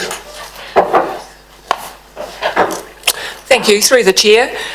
This is actually the final report for the 2018-19 financial year, ended 30th of June. I'd like to acknowledge the Chair's highlights in terms of what we have been doing, but note over the last 3 months there's some highlights around Hardy Street water renewal was completed. That had been a piece of work outstanding for quite some time, and that was done in a very busy street and went really well. Saltwater Creek Bridge is underway, and as you've been notified, we're hoping we will be dropping that in place on Monday, which will be quite a sight. Stage 1 of the shared path was completed during the quarter, and that also included quite a piece of water renewals, and we put some ducting and cabling in for electricity, yes, along there as well. We also had the contract for the operation and maintenance of the Nelson Wastewater Treatment Plant and catchments was tendered and awarded during that period. So we were really pleased. We got some really good outcomes at the end of the year. The teams also met 31 of our 35 performance measures, with one of those on track to achieve, but it actually just hasn't been finished measuring yet. We'll also note that although we did not meet our target of 20% for combined journeys to work by walking and cycling, we improved from 14% last year to 19% over the period. So we were really pleased with that, and we're only 1% below where our target was, so we're really pleased. So I hope we'll take the report as read, and the single pages give you further information on the single projects. Thank you. Thank you. Councillor Laurie. Thank you, Mr Chairman, and thank you very much for the report. My ears pricked up when you said, talking about the Mai Tai, that stage 1 of the shared path was complete, had been completed. What is stage 2 and when do we do it? That was the Annesbrook shared path? Oh, that one, yep. So the stage 2 is the remainder of the Tahunanui path. I'm looking forward to it. The 14% to 19% increase in people getting to and from school and work by active transport means, what do you put that increase, that very pleasing increase down to? Through the Chair, during the year, the transport team employed a new resource who has been actively working to encourage that. We've been doing a much more education, information across different sectors, including within council itself, to try and improve the council staff using other modes of transport. Through the Chair, thank you. And just last question, 2 last questions. When you say resource, you mean a person? Through the Chair, yes, I do. Thank you. Yep, great. So we're talking about our active transport coordinator, is that what they're called? Correct. Great, that's great news. And finally, does 19%, am I right in thinking 19% of people getting to school and work by active transport, does that make us the highest in the country? I have to admit, I haven't actually researched that, sorry, through the Chair, but I was told that last night at the Nelson Future Access Strategy that apparently we do have the highest percentage. Nelson number 1. That's great, thank you. All right, Councillor. Can I just correct, just to clarify, I think it's journey to work, not work and school. Okay, cool. So, still great. Thank you. Through the Chair, I sent through a few questions through the GM. Specifically, can you just talk us through the transport numbers a little bit and why the discrepancies we've seen there? What's driven those and what the plan is going forward? Through the Chair, which page are you referring to? Hold on, sorry, my notes. Page 33. 33, thank you, yes. 32. 32, 33 is wastewater. Through the Chair, thank you. The number there, based on the information that we have, These are actually set, the patterns of spend is actually set in 2016 and 17, so the year prior to the LTP construction work. So it's a difference between where the staff believe their time will be associated with and where the budget's expected them to be 2 years ago across the organisation. So technically we have a punt at it. And then that's what's put in the system, and then we have reality, and those figures change during that. I can confirm that across the organisation, salaries and overhead costs are under budget. And with this, along with assessing it a couple of years before, we've also had some changes in our business units, the movement of staff between them, new staff employed that potentially weren't budgeted before and are now, or other people leaving. So that's normally the result of that. Okay. And then,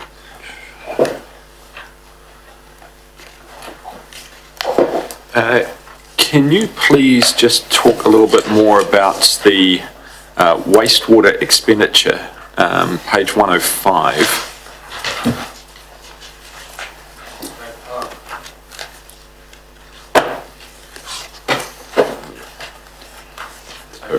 Did I write that down correctly? Sorry, I did. So it's page 33, I think we're looking at wastewater expenditure. Yep.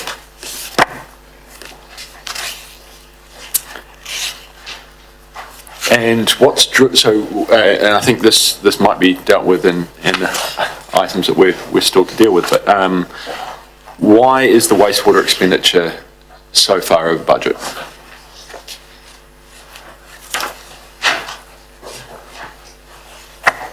So through the chair, so this is the operational expenditure That's right, yes. you're referring to. So primarily the NRSBU, so on page 40, we go through in detail as to why that's over budget. So the NRSBU has incurred higher than budgeted management and maintenance costs, and council's proportionate share of costs due to volumes and waste types has increased compared to the budget. Okay, so in other discussions, there was discussions around the management contract, and that was costing considerably more than we'd initially investigated. Is that the driver of? Is that what we're talking about here? Through the chair, on page 40, as Mr. Lighters has alluded to, that's part of what it is, and it's the second paragraph underneath wastewater expenditure, where we note that the NRSBU has incurred higher than budgeted management and maintenance costs. Mm-hmm. So that is part of the, yes. Right. Okay, very good, thank you. And the last one from me is the parking numbers that we've got.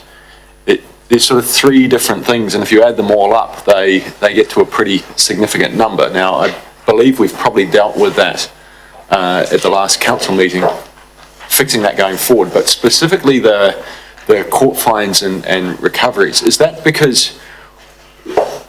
a function of the fact that we haven't been actually going through and enforcing, or we haven't been able to enforce the parking rules, and therefore that hasn't flowed through to recoveries? Or have we changed our policy in terms of how we pursue those outstanding fines?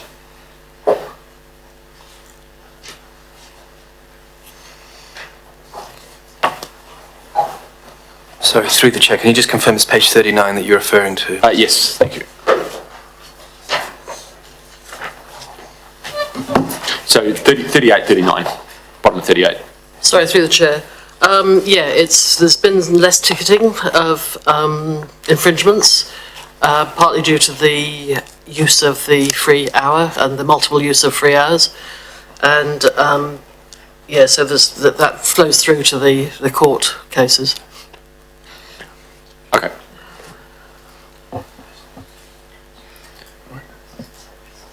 Do we have any other queries of the officers? I've just got a couple of things I'd just like to mention. Page 67, Seafield Terrace. I think it would be appropriate, seeing that some time has now passed, that we perhaps just liaise with those residents and just let them know exactly where we're at, just to keep on side with them, because I think that they don't appreciate the time that is involved to get consents and all the background. Through the chair, we will do that. Great, thank you. Page 82. Just a comment really, that one thing I have achieved this term is in fact to alter and get rid of the word beheading out of what's done. So it's now a diversion, and I think that that's an accomplishment that should be recognised. Page 84. Might I flood mitigation? At one of the workshops or something there, I recall asking for a contour map that would help me understand the issues, and I haven't seen that yet, and that would be helpful if someone could organise that. And then 94, Wakatu Drive, the stormwater improvements. And it talks there, are we going, what's the pipe size that's involved to help that problem? Are we going to be able to thrust that pipe, or is it a trench, or just curious as to how that problem's going to be overcome? So through the chair, we're still reviewing a number of options with the previous design was for a large pipe in the order of, say, 10, 1 metre diameter, I can't call exactly, but that was going to be pipe thrusted. That was the initial intent, was for it to be pipe thrusted. So we are looking at the pros and cons of doing open trench as well, and we're also just looking at levels of service and coming back to alternative means of managing the issue. So that's a significant job to do then when you undertake that one. Yep, great, thank you. So those are my queries. So no other queries of the officers from anybody? So on that basis, I'd like to move the recommendation that, and seconded by Councillor Rutledge. All those in favour, please say aye. Yes, certainly.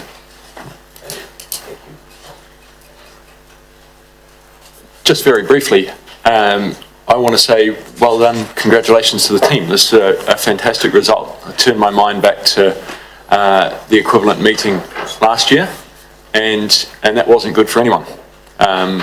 We were rightly very, very disappointed about well, you go through the list, and most things, the huge majority, are in green.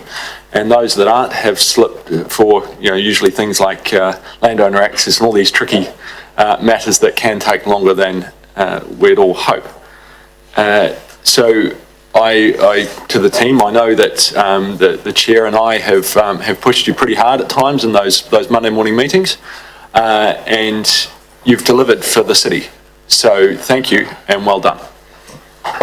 Thank you. So I'll put it then, all those in favour, please say aye. Aye. Against? Carried, unanimous. Great, thank you. Now we go to item number 9, relating to the landfill and the annual plan submissions. So at this particular stage, are there any queries? We'll invite Mr. Clifford to the chair. And do we have any queries of Mr. Clifford? Do you have any comments to make then, Don, first? So which was the waste? Yep. Page 97. Yeah, 97 to 108. Yeah.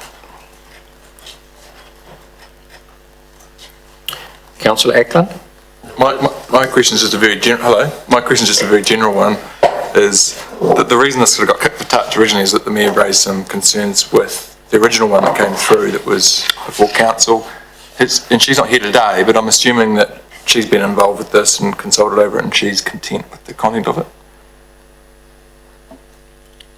I think we're on the landfill, are we? Rather than... Oh, landfill, are we? Sorry, I thought we were on Sewage business unit. No, wrong page, my fault. Yeah, okay, we'll hold over, that's all right. Do you want to make a comment then relating to the fact that we have addressed the items that were raised as a result of the submissions, and a lot of discussion did occur at the committee level, and perhaps you'd like to just give a summary as to where we are. Thanks, Don, on that aspect. Thank you. Morning, everyone. So you may recall we had the new or proposed fees in the business plan, and that came before council. We took those proposed fees to the clients, as it were, the trucking companies that ship cart to the landfill. We had some grumpiness around the changes because there were quite significant cost increases, but they all understood the reasons behind them. Subsequently, this council received some submissions, and as you'll have seen, 3 of them were in support to try and give a signal to the public to reduce waste rather than just fill a valley somewhere. There was the one submission specifically around the use of hail fill and whether we could accept that at the landfill for free. The simple matter is we can't, because we incur quite heavy costs for taking it across the weighbridge. The Ministry for the Environment levies us in the order of $40-50 per tonne, so straight away that's quite a significant amount of money for us.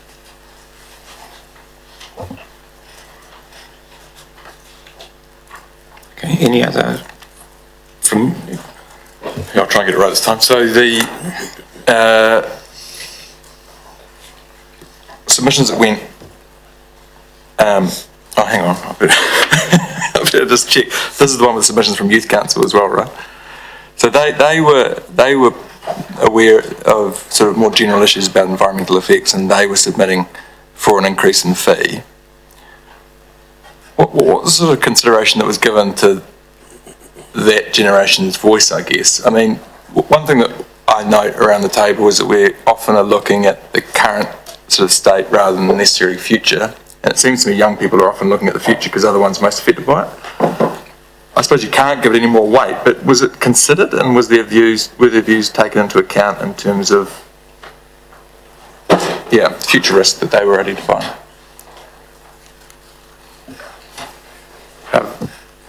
My focus in working with the committee to set the proposed fees was around the costs that we anticipate incurring to accept a tonne of landfill in the next year.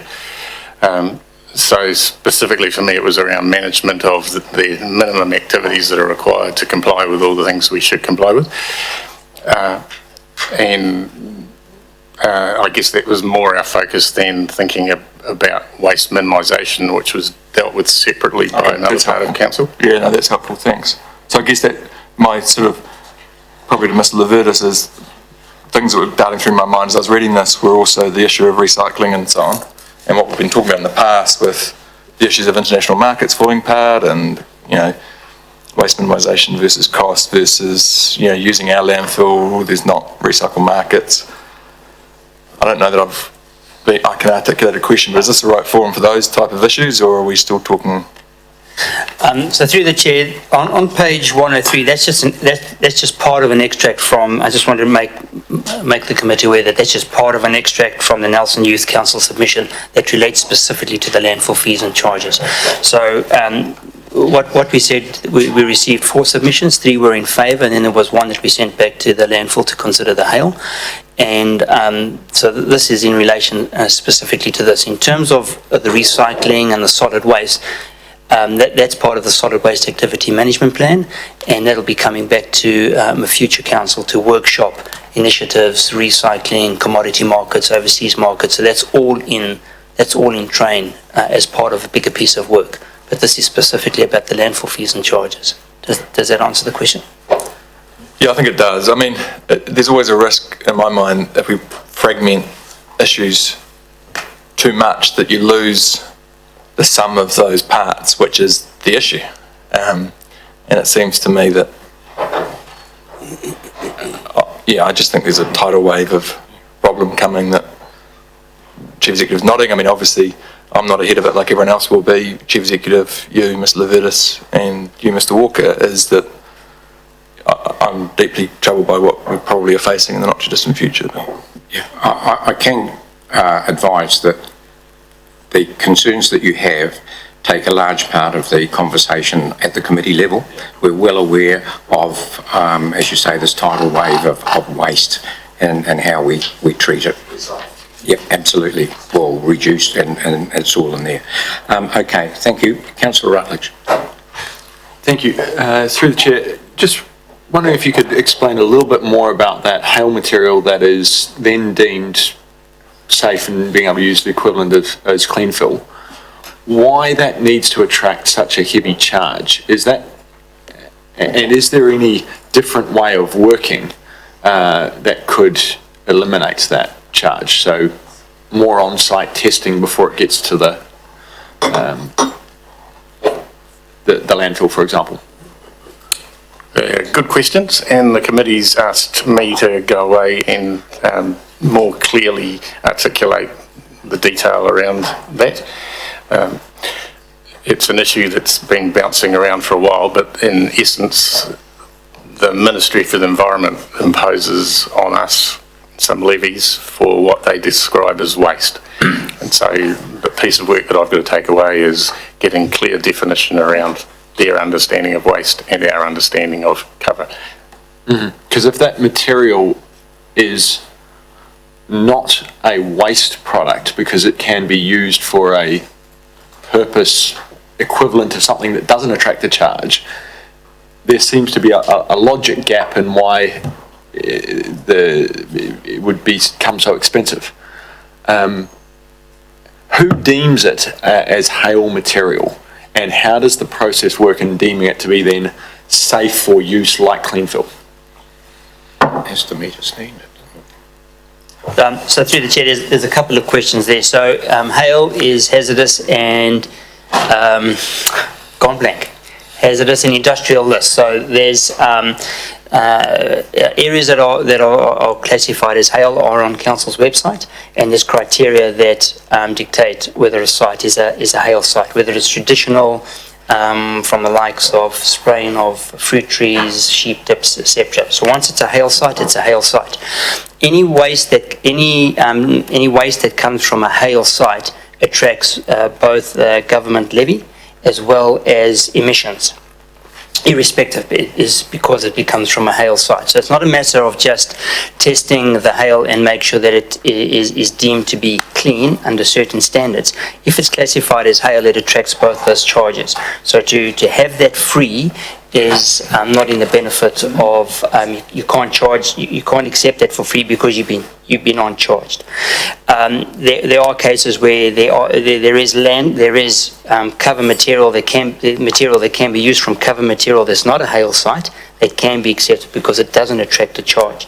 So those are criteria that have been set by central government, and a hail site is also set by criteria, and it's on our website. So if your property is a hail site, it's a hail site. And that's deemed by council or by central government? Central government. Okay. Because there are standards that determine what a hail site is. Right. And so then there's standards, but someone has to then test it? There must be some test to say it's over a certain threshold, or is it just purely historical use said DDT was used in this area in the 70s, therefore? So it's exactly the details, but I need to clarify that. But yes, where it's historical, where they know there's historical use and it's classified as a hail site, is classified as a hail site. Okay. Sorry. We do that work as a regulator, doing. Yes, it's the regulator, but it's set also by central government, Ministry for the Environment. Okay. So is there any way, if an area has been deemed a hail site, to undertake some testing and say, actually, it's not anymore, or there's no discernible levels there? Through the chair, the process to declassify a site from a hail listed site, I understand, is not that simple. I don't know exactly, but there's a process to be followed, and it's declassifying that, and I'm not too sure what that process is. I understand it's quite a convoluted and detailed process to get it declassified from a hail site. Okay. So this is what essentially the committee has asked for, and it's covered in clause C is that we get a clearer understanding, because we do have this particular submitter who has a quantity of material that relates to work being done in a subdivision, and they deem that maybe their product is, or that would come off, is perhaps not as noxious as the determination is at the moment. So this is why we did request to recognise that this person did have a genuine reason for us to follow it up, and so clause C addresses that. So we now have Councillor Noonan.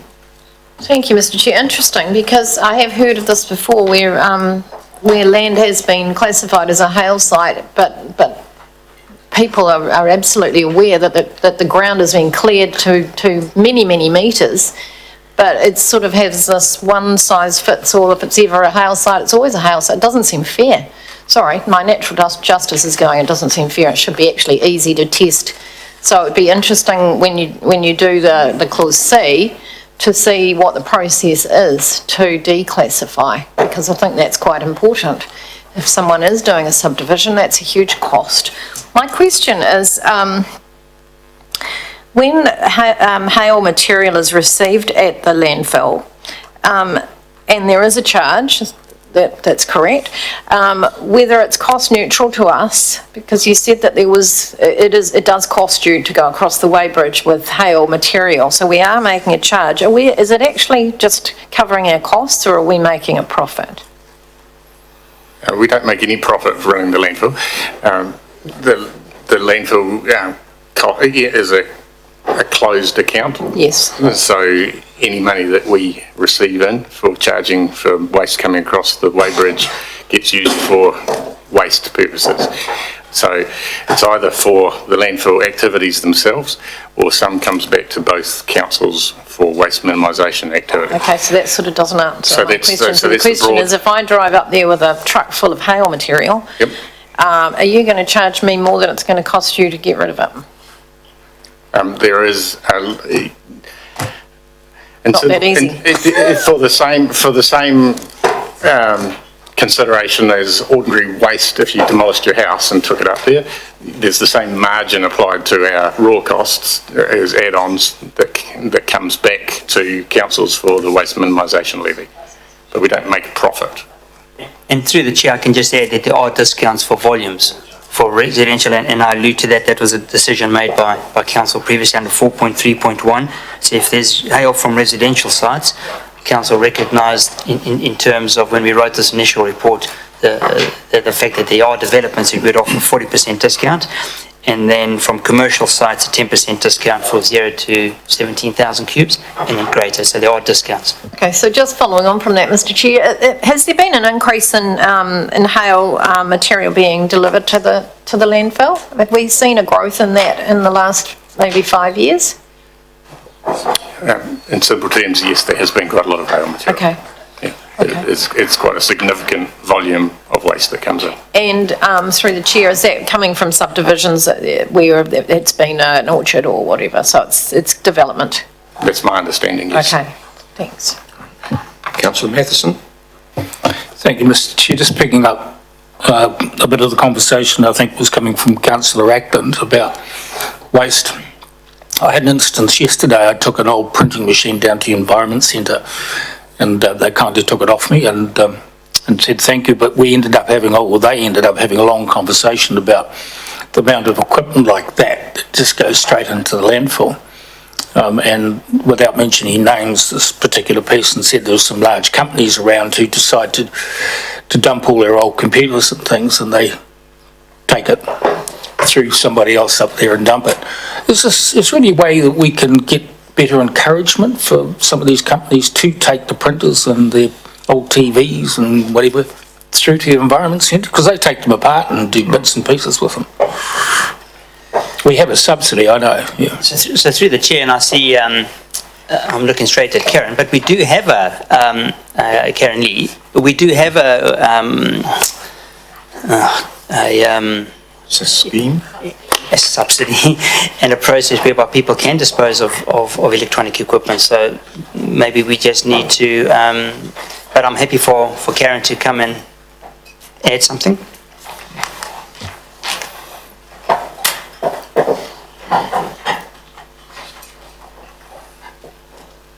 Through the chair.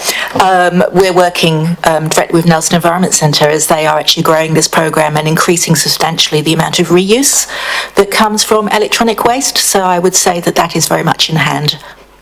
If I could, thank you, I know, when I was down there, they were quite interesting people to listen to, but they were making the point that they felt that there was a lot of it went straight into the landfill and people, didn't realise that there is an outlet. And they should be encouraged, and they were talking specifically about some companies who have been changing their software and so forth.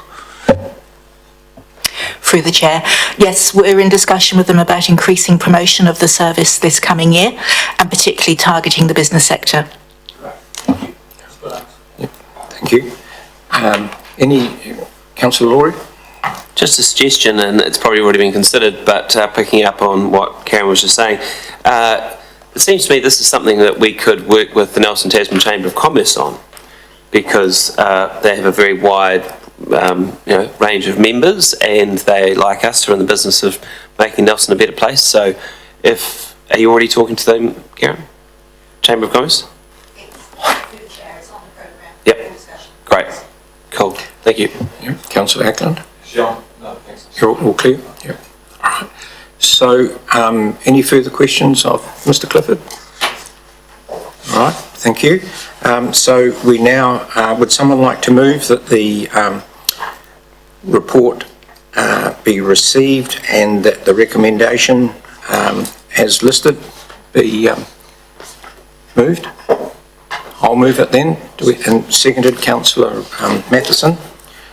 No further discussion. I'll then put it. All those in favour, please say aye. Aye. Against? Carried. Right, thank you. Now, item 10, Sewerage Business Unit, Business Plan. Again, we have that now before us there, pages 109 to 136.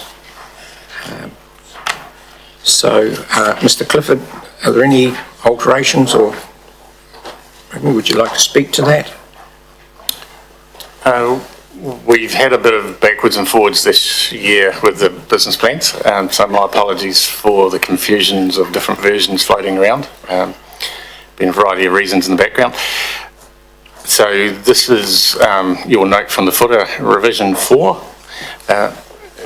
So if there are specific queries from earlier revisions, I can address those. But in simple terms, this latest one has some changes based on more recent information and requirements that we've determined for the pipeline that brings the raw sewage to our treatment plant, and around the capacity of that specifically at the Beach Road pump station site.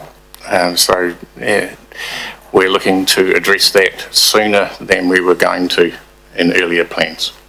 So we are bringing forward budgets to deal with that. All right. Councillor Rutledge. Thank you, and my question's probably directed more at the GM or the CE here, and it's more general nature. I think we retroactively approved the 2018 budget plan, and now we're well into the financial year, and we're looking at this one. And what is the plan going forward? How are we going to address this so we're actually approving plans before the financial year starts and getting ahead of this? Through the chair, perhaps I could address that. For this meeting, we're talking about the 1920 plan. I'm just finalising the 2021 plan this week, so we'll be catching up on the delays and tardiness that we've had at the business unit end. Excellent news. Okay, any further queries, comments? Would someone then, on that basis, like to move that we treat item? I might have missed it, but since we're looking to bring the business in-house, yes, we got a commencement date for that? So it's three positions we'll be looking to fill, and we think that would, well, optimistically, December, if we can recruit and get them in place by then, we'd start to change over. These are complex businesses. This won't be Vickers stopping straight away and our staff picking it up. There will have to be a handover period, but yeah, December, the Christmas New Year period, we would be aiming for. So, sorry, on that subject, I did have a note to ask. So have TDC signed off this plan, and us today then means this move in-house all is locked in and we're moving on with it, or is there another step to go to get this to happen? So it's interesting, the agreement between the two councils says that Nelson City Council provides the engineering and administrative services, so in actual fact, there should have been resolutions, and the two councils have to appoint the GM. So at the moment we have an acting GM, so in actual fact what we're moving back to is what the two councils have already agreed to. What there should have been was some resolutions made when it moved to Tasman, and didn't. So I don't think Tasman District Council have considered this report yet, but we'll be. Pardon? They have. They've advised their committee accordingly. Okay. So what you're saying is there's no agreement to be had still, there's no formal decisions to be made, this is just now the recruitment's happening, planning's going, and away we go. Oh, well, I'll need to check. My impression was that Tasman District Council hadn't considered some of these issues yet. I can check that and get back to you. Okay. Councillor Noonan. Thank you, Mr Chair. I'm just wondering on hearing what the Chief Executive just said, should this resolution have a clause that is subject to Tasman District Council approval as well? Because if we approve it and they don't, we're going to be stuck. Okay, there's some wise heads together over there which shall we may pause? be answering the question. Shall we have an... Yeah, we'll just adjourn for a moment. Okay.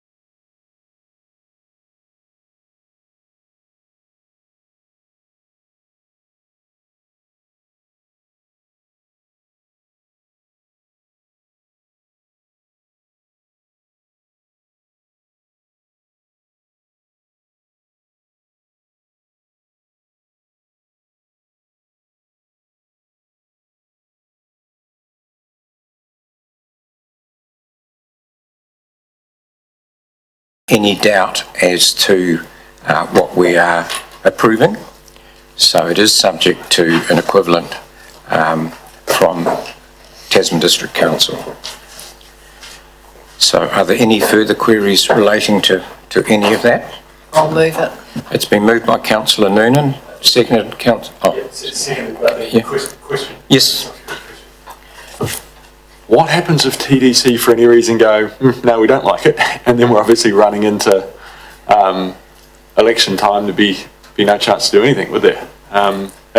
Just business as usual, it rolls on, because that's what happened last time, but this reasonably major shift and huge cost implications.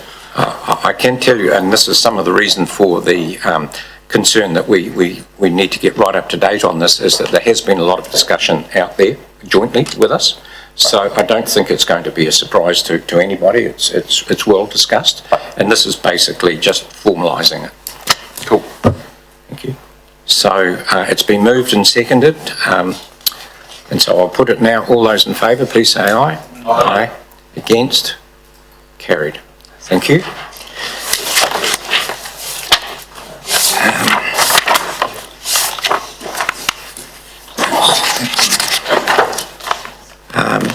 Item number 11 now, and Nelson Joint Waste Management and Minimisation Plan, pages 137 to 190, and we invite David Stevenson and Karen Lee to the table, please.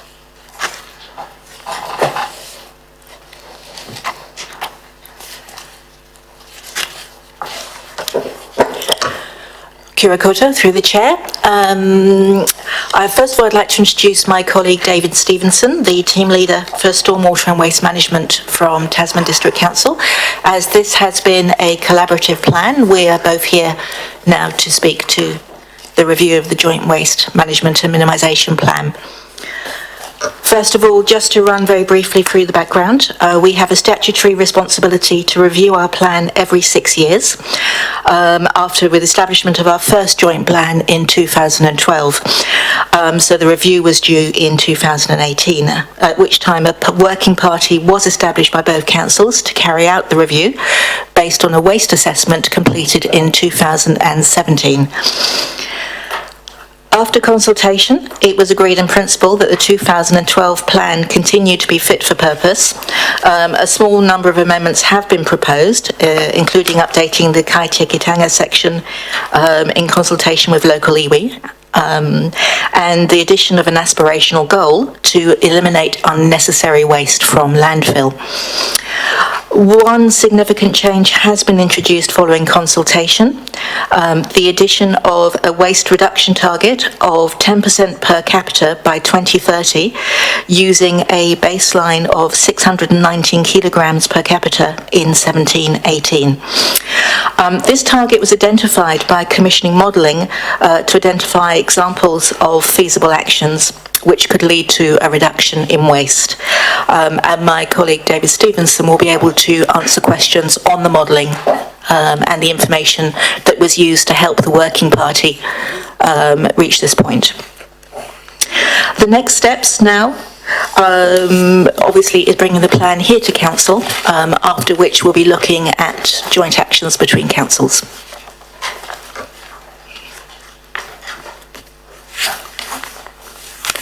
Right. David, have you got any comments that you'd like to make relating to the where we are? Thank you, Mr. Chair. No, just to update you that the Tasman District Council Engineering Services Committee adopted the plan this morning. Thank you.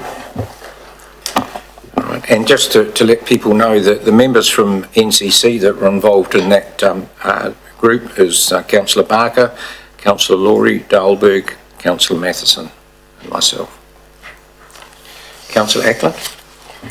Sorry if you covered it while I was out of the room, but through you, Mr. Chair, but same question really on the recycling 10% reduction, given that the markets have dropped out for overseas users, purchases of recycled material that can be used in alternative ways, I suppose.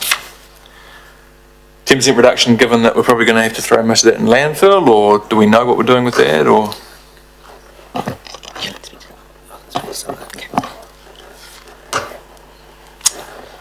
Mr Chair, just an update on recycling.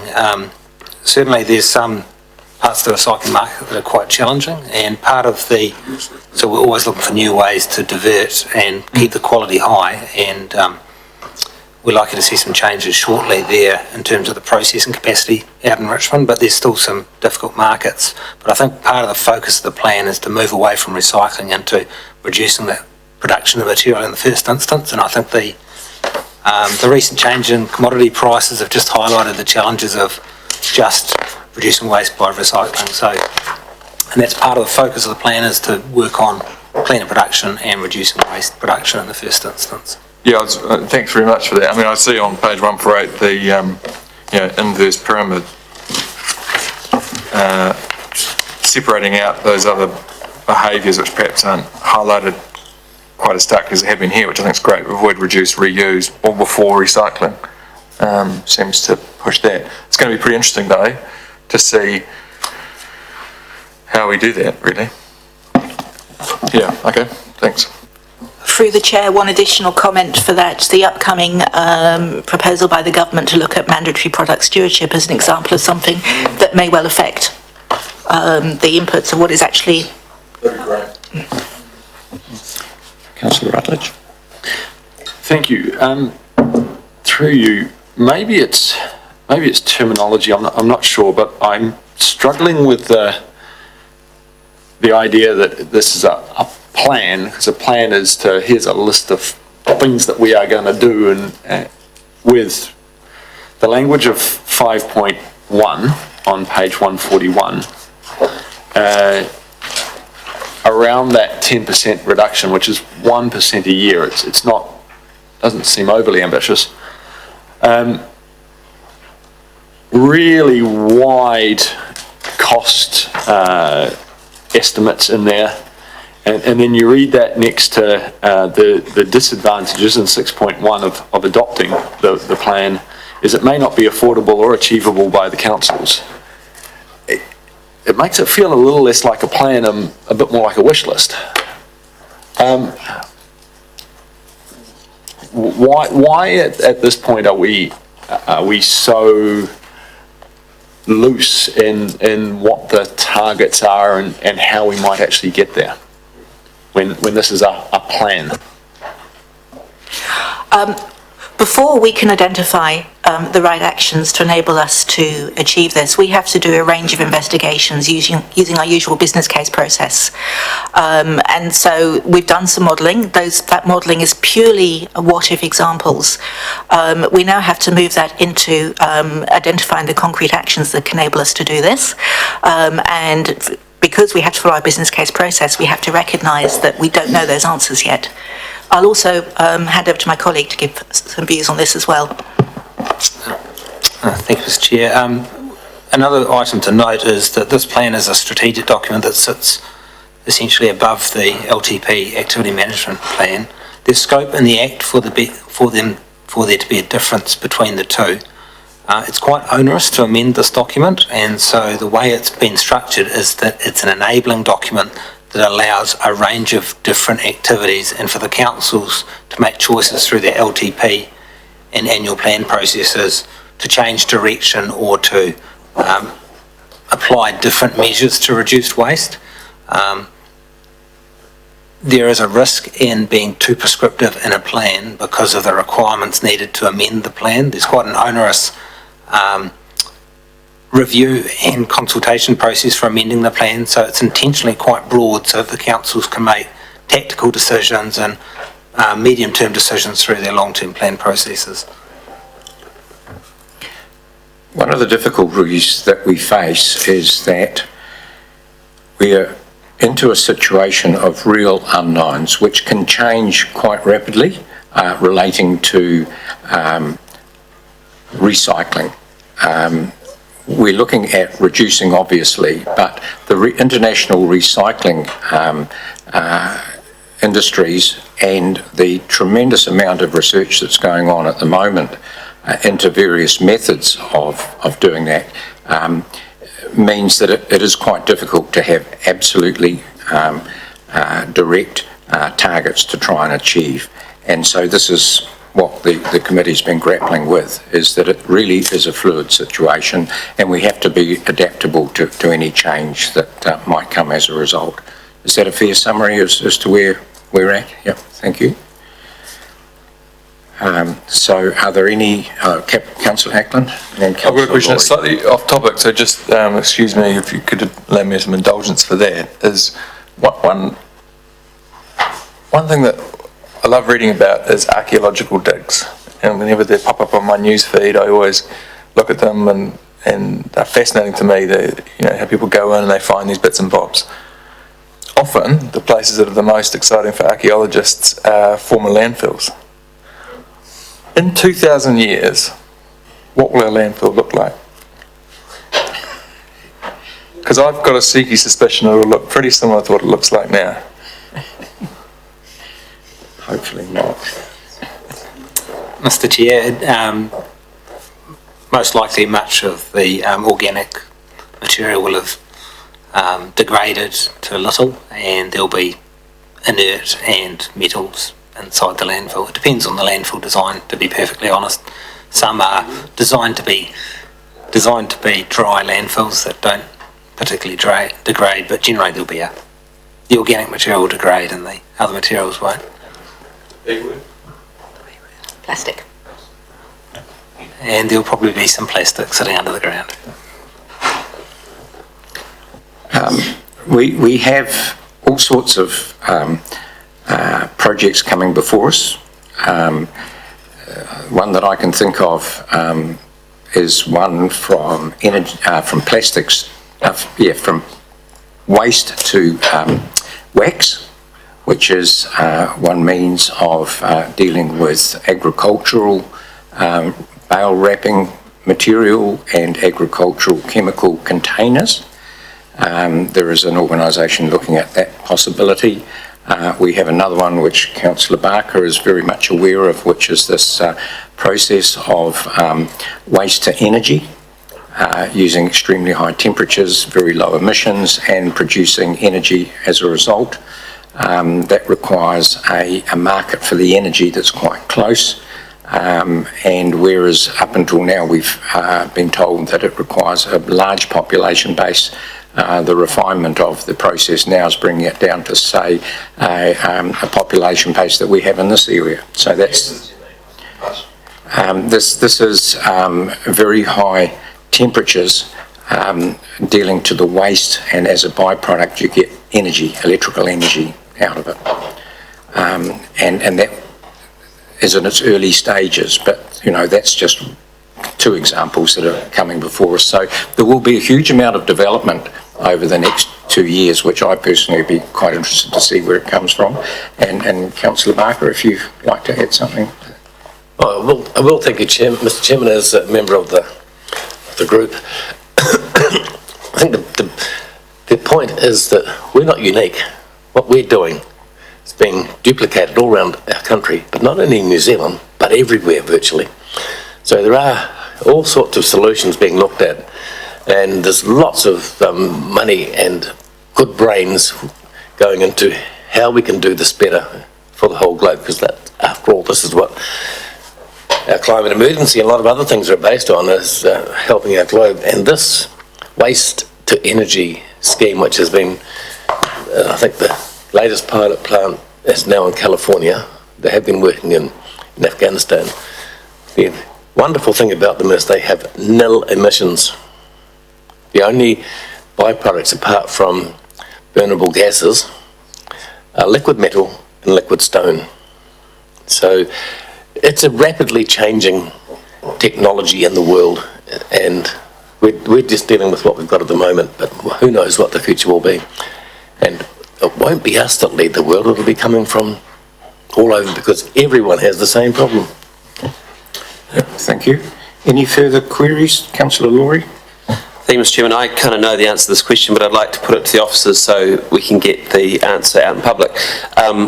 In the role of council, we often find ourselves caught between the people who don't want us to do anything and the people who think we're not doing enough.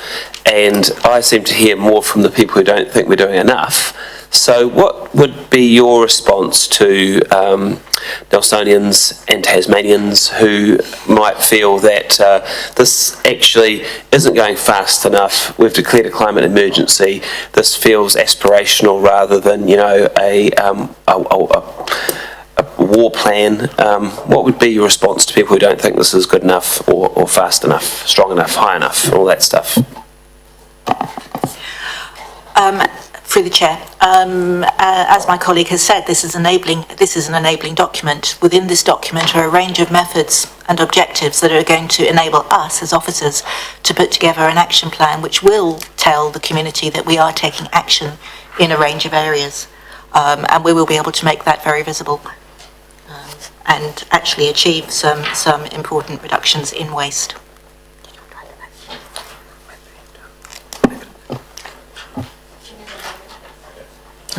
Councillor Rutledge. Thank you. Can we look at the table on page 182 through you, Mr. Chair? Can you just explain why the volumes in Tasman seem to be consistently so much higher than the volumes in Nelson?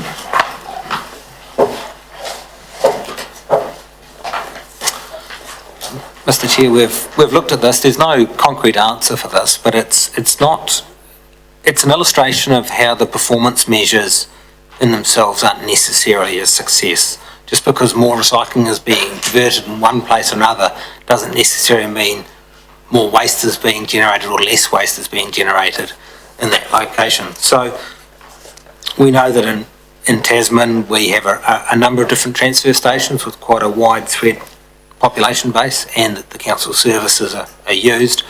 But just because a particular tonnage of material is diverted through that service doesn't necessarily mean that that's higher performance in one particular area, because actually generating less waste in the first instance is a higher performing metric, but it's a difficult one to measure. It's difficult to measure how much waste is being generated on a household basis. Okay, and then why are the target for 2030 all say monitor, with the exception of the contamination rate for curbside recycling, which is to get just not much worse than we currently are? Why are they appropriate targets if we have an ambition to get better? Mr. Chair, part of that's an illustration of the previous point that diverting necessarily material from landfill doesn't necessarily mean waste is being reduced. And if you set a target for some materials, for instance, increased diversion, you can get perverse outcomes. You can that can drive behaviour to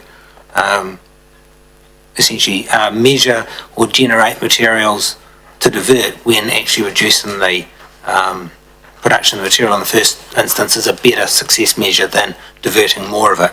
So all this has to be taken in context, and so other than the waste to landfill and minimising the contamination and recycling, those indicators together paint a picture of the situation, and if you take them in isolation they don't necessarily drive you to the right outcomes. Right, so what are the measures then? I might have missed them. Where can I look at this document and say what we are trying to reduce is, and those metrics and measures? I must have missed that.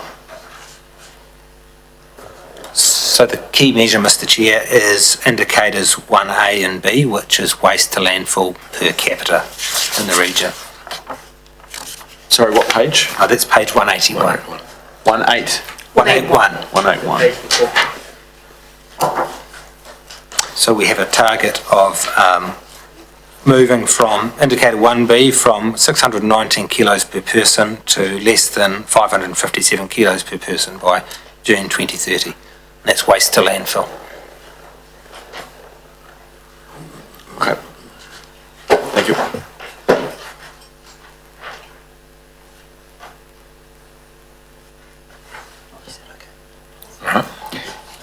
Councillor Noonan? actually, councillor Rutledge asked the question that I wanted to ask, which is great, because I'm just wondering why our target for domestic curbside recycling, our target is sort of worse than what we're already doing. Are we going to be a little bit more ambitious, really? I think we've covered it. Excuse me, Mr Chair, that's the contamination measure, is that correct? That baseline is a 2017 baseline. We have had an increase in contamination measured at the Resource Recovery Centre, the processing site. So we're actually tracking above 5% at present. And in part that's because the material is, because of the current situation, the contamination rates are measured more strictly and applied more stringently. So we're at present in the 18-19 year, we've exceeded the 5% target, but we're looking to Thank you. come Then back in below that case, I have another question. Do you think some of that is related to the fact that we've got an increase in people recycling as well? So we've got more people recycling, which sort of increases your contamination rate, because maybe they're new to it and they haven't rinsed their plastics or your recyclable plastics, or kept clean cardboard, etc. I mean, we're going to come through with that with an education program, aren't we, to make our recycling cleaner? Yeah? Yes, Mr Chair, that illustrates the challenge of trying to encourage participation, but to manage behaviour or to encourage the right kind of behaviour. And it's a balance between good customer service for your ratepayers and collecting what's presented at the curbside versus keeping quality high. So there's a real balance to strike between that. And with a lot of these measures, the easy gains, the first 80% is easy, and getting further gains mean you're often dealing with more difficult waste streams, and then you need to apply higher standards to them.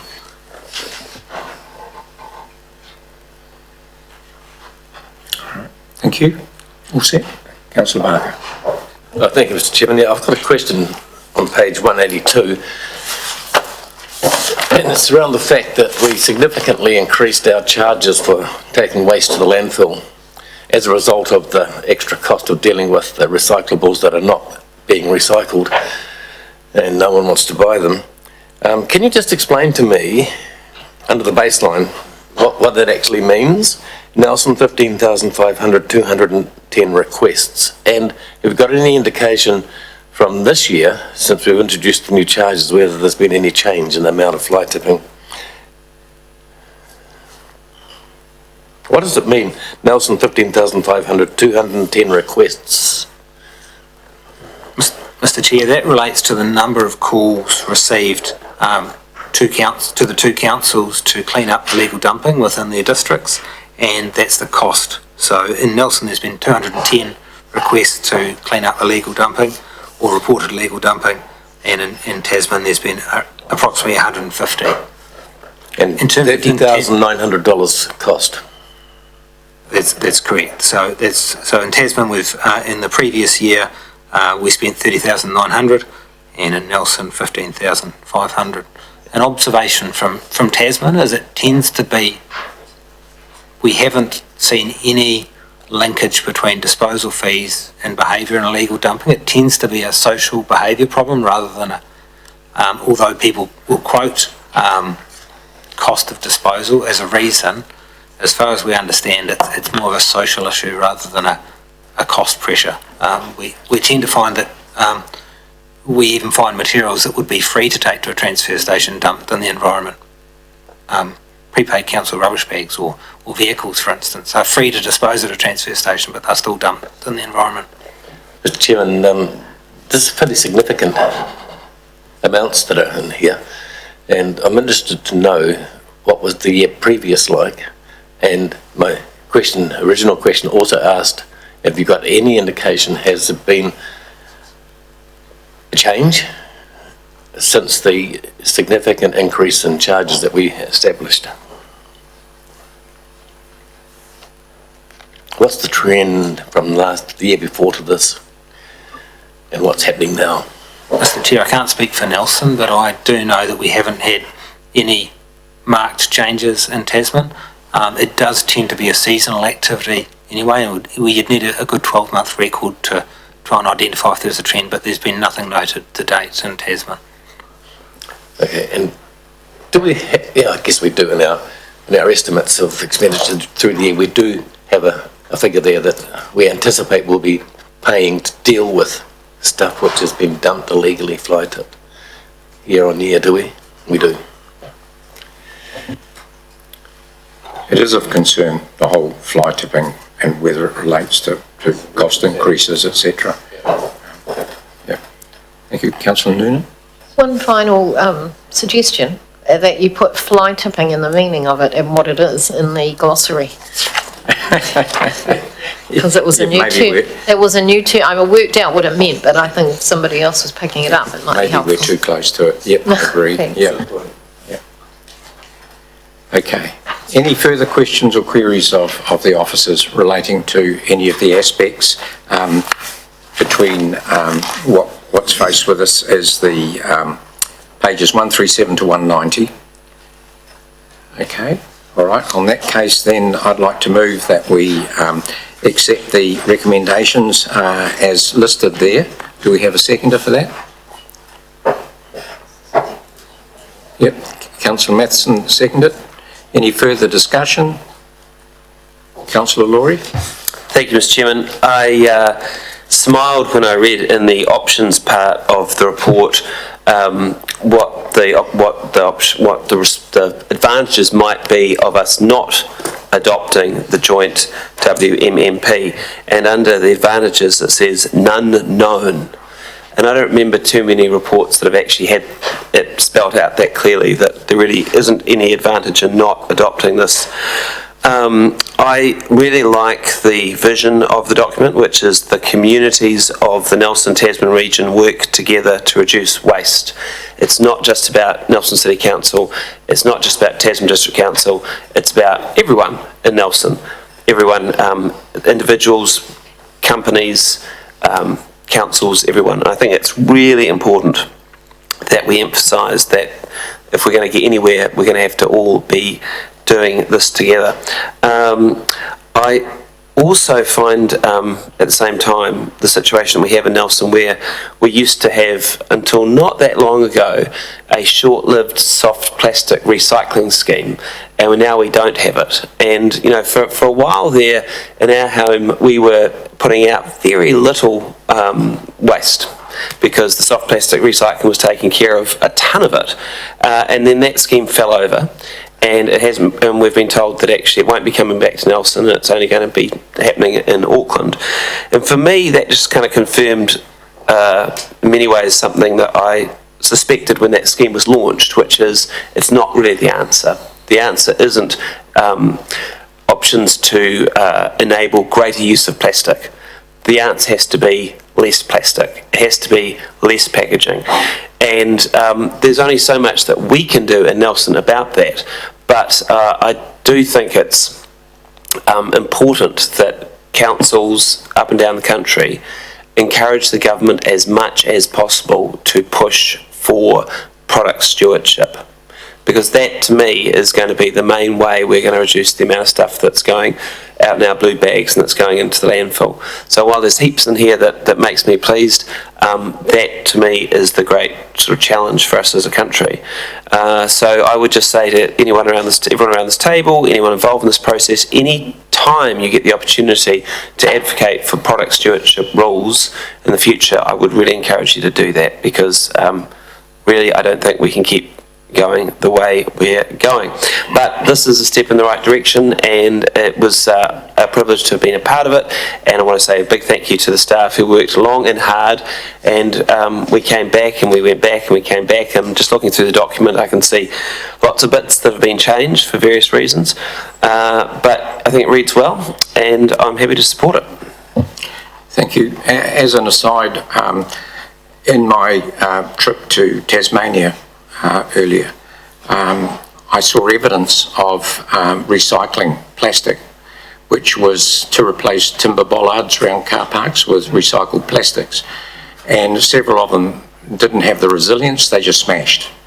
And I brought some samples back, which Andrew Petheram has, so that, you know, there's an example of a desire to do something and it isn't quite there yet. It just doesn't have the flexibility that timber has. So, you know, this just, again, it just reinforces there's a huge amount of work going on. Councillor Noonan. Thank you, Mr. Chair. It's really good to see 5 councillors from each council working on something so important to us. And I'd like to thank those 5 councillors from Nelson and 5 councillors from TDC that worked together. You obviously had a bit of fun doing it. And you've come out with a really good document. That's a good start. I think this is all down to education. And for me, it's 2 pieces of education. And I'd say some people care about waste minimisation, and some people are too busy trying to live their day-to-day life, and it's a struggle. So it's probably trying to get the people that don't care to care.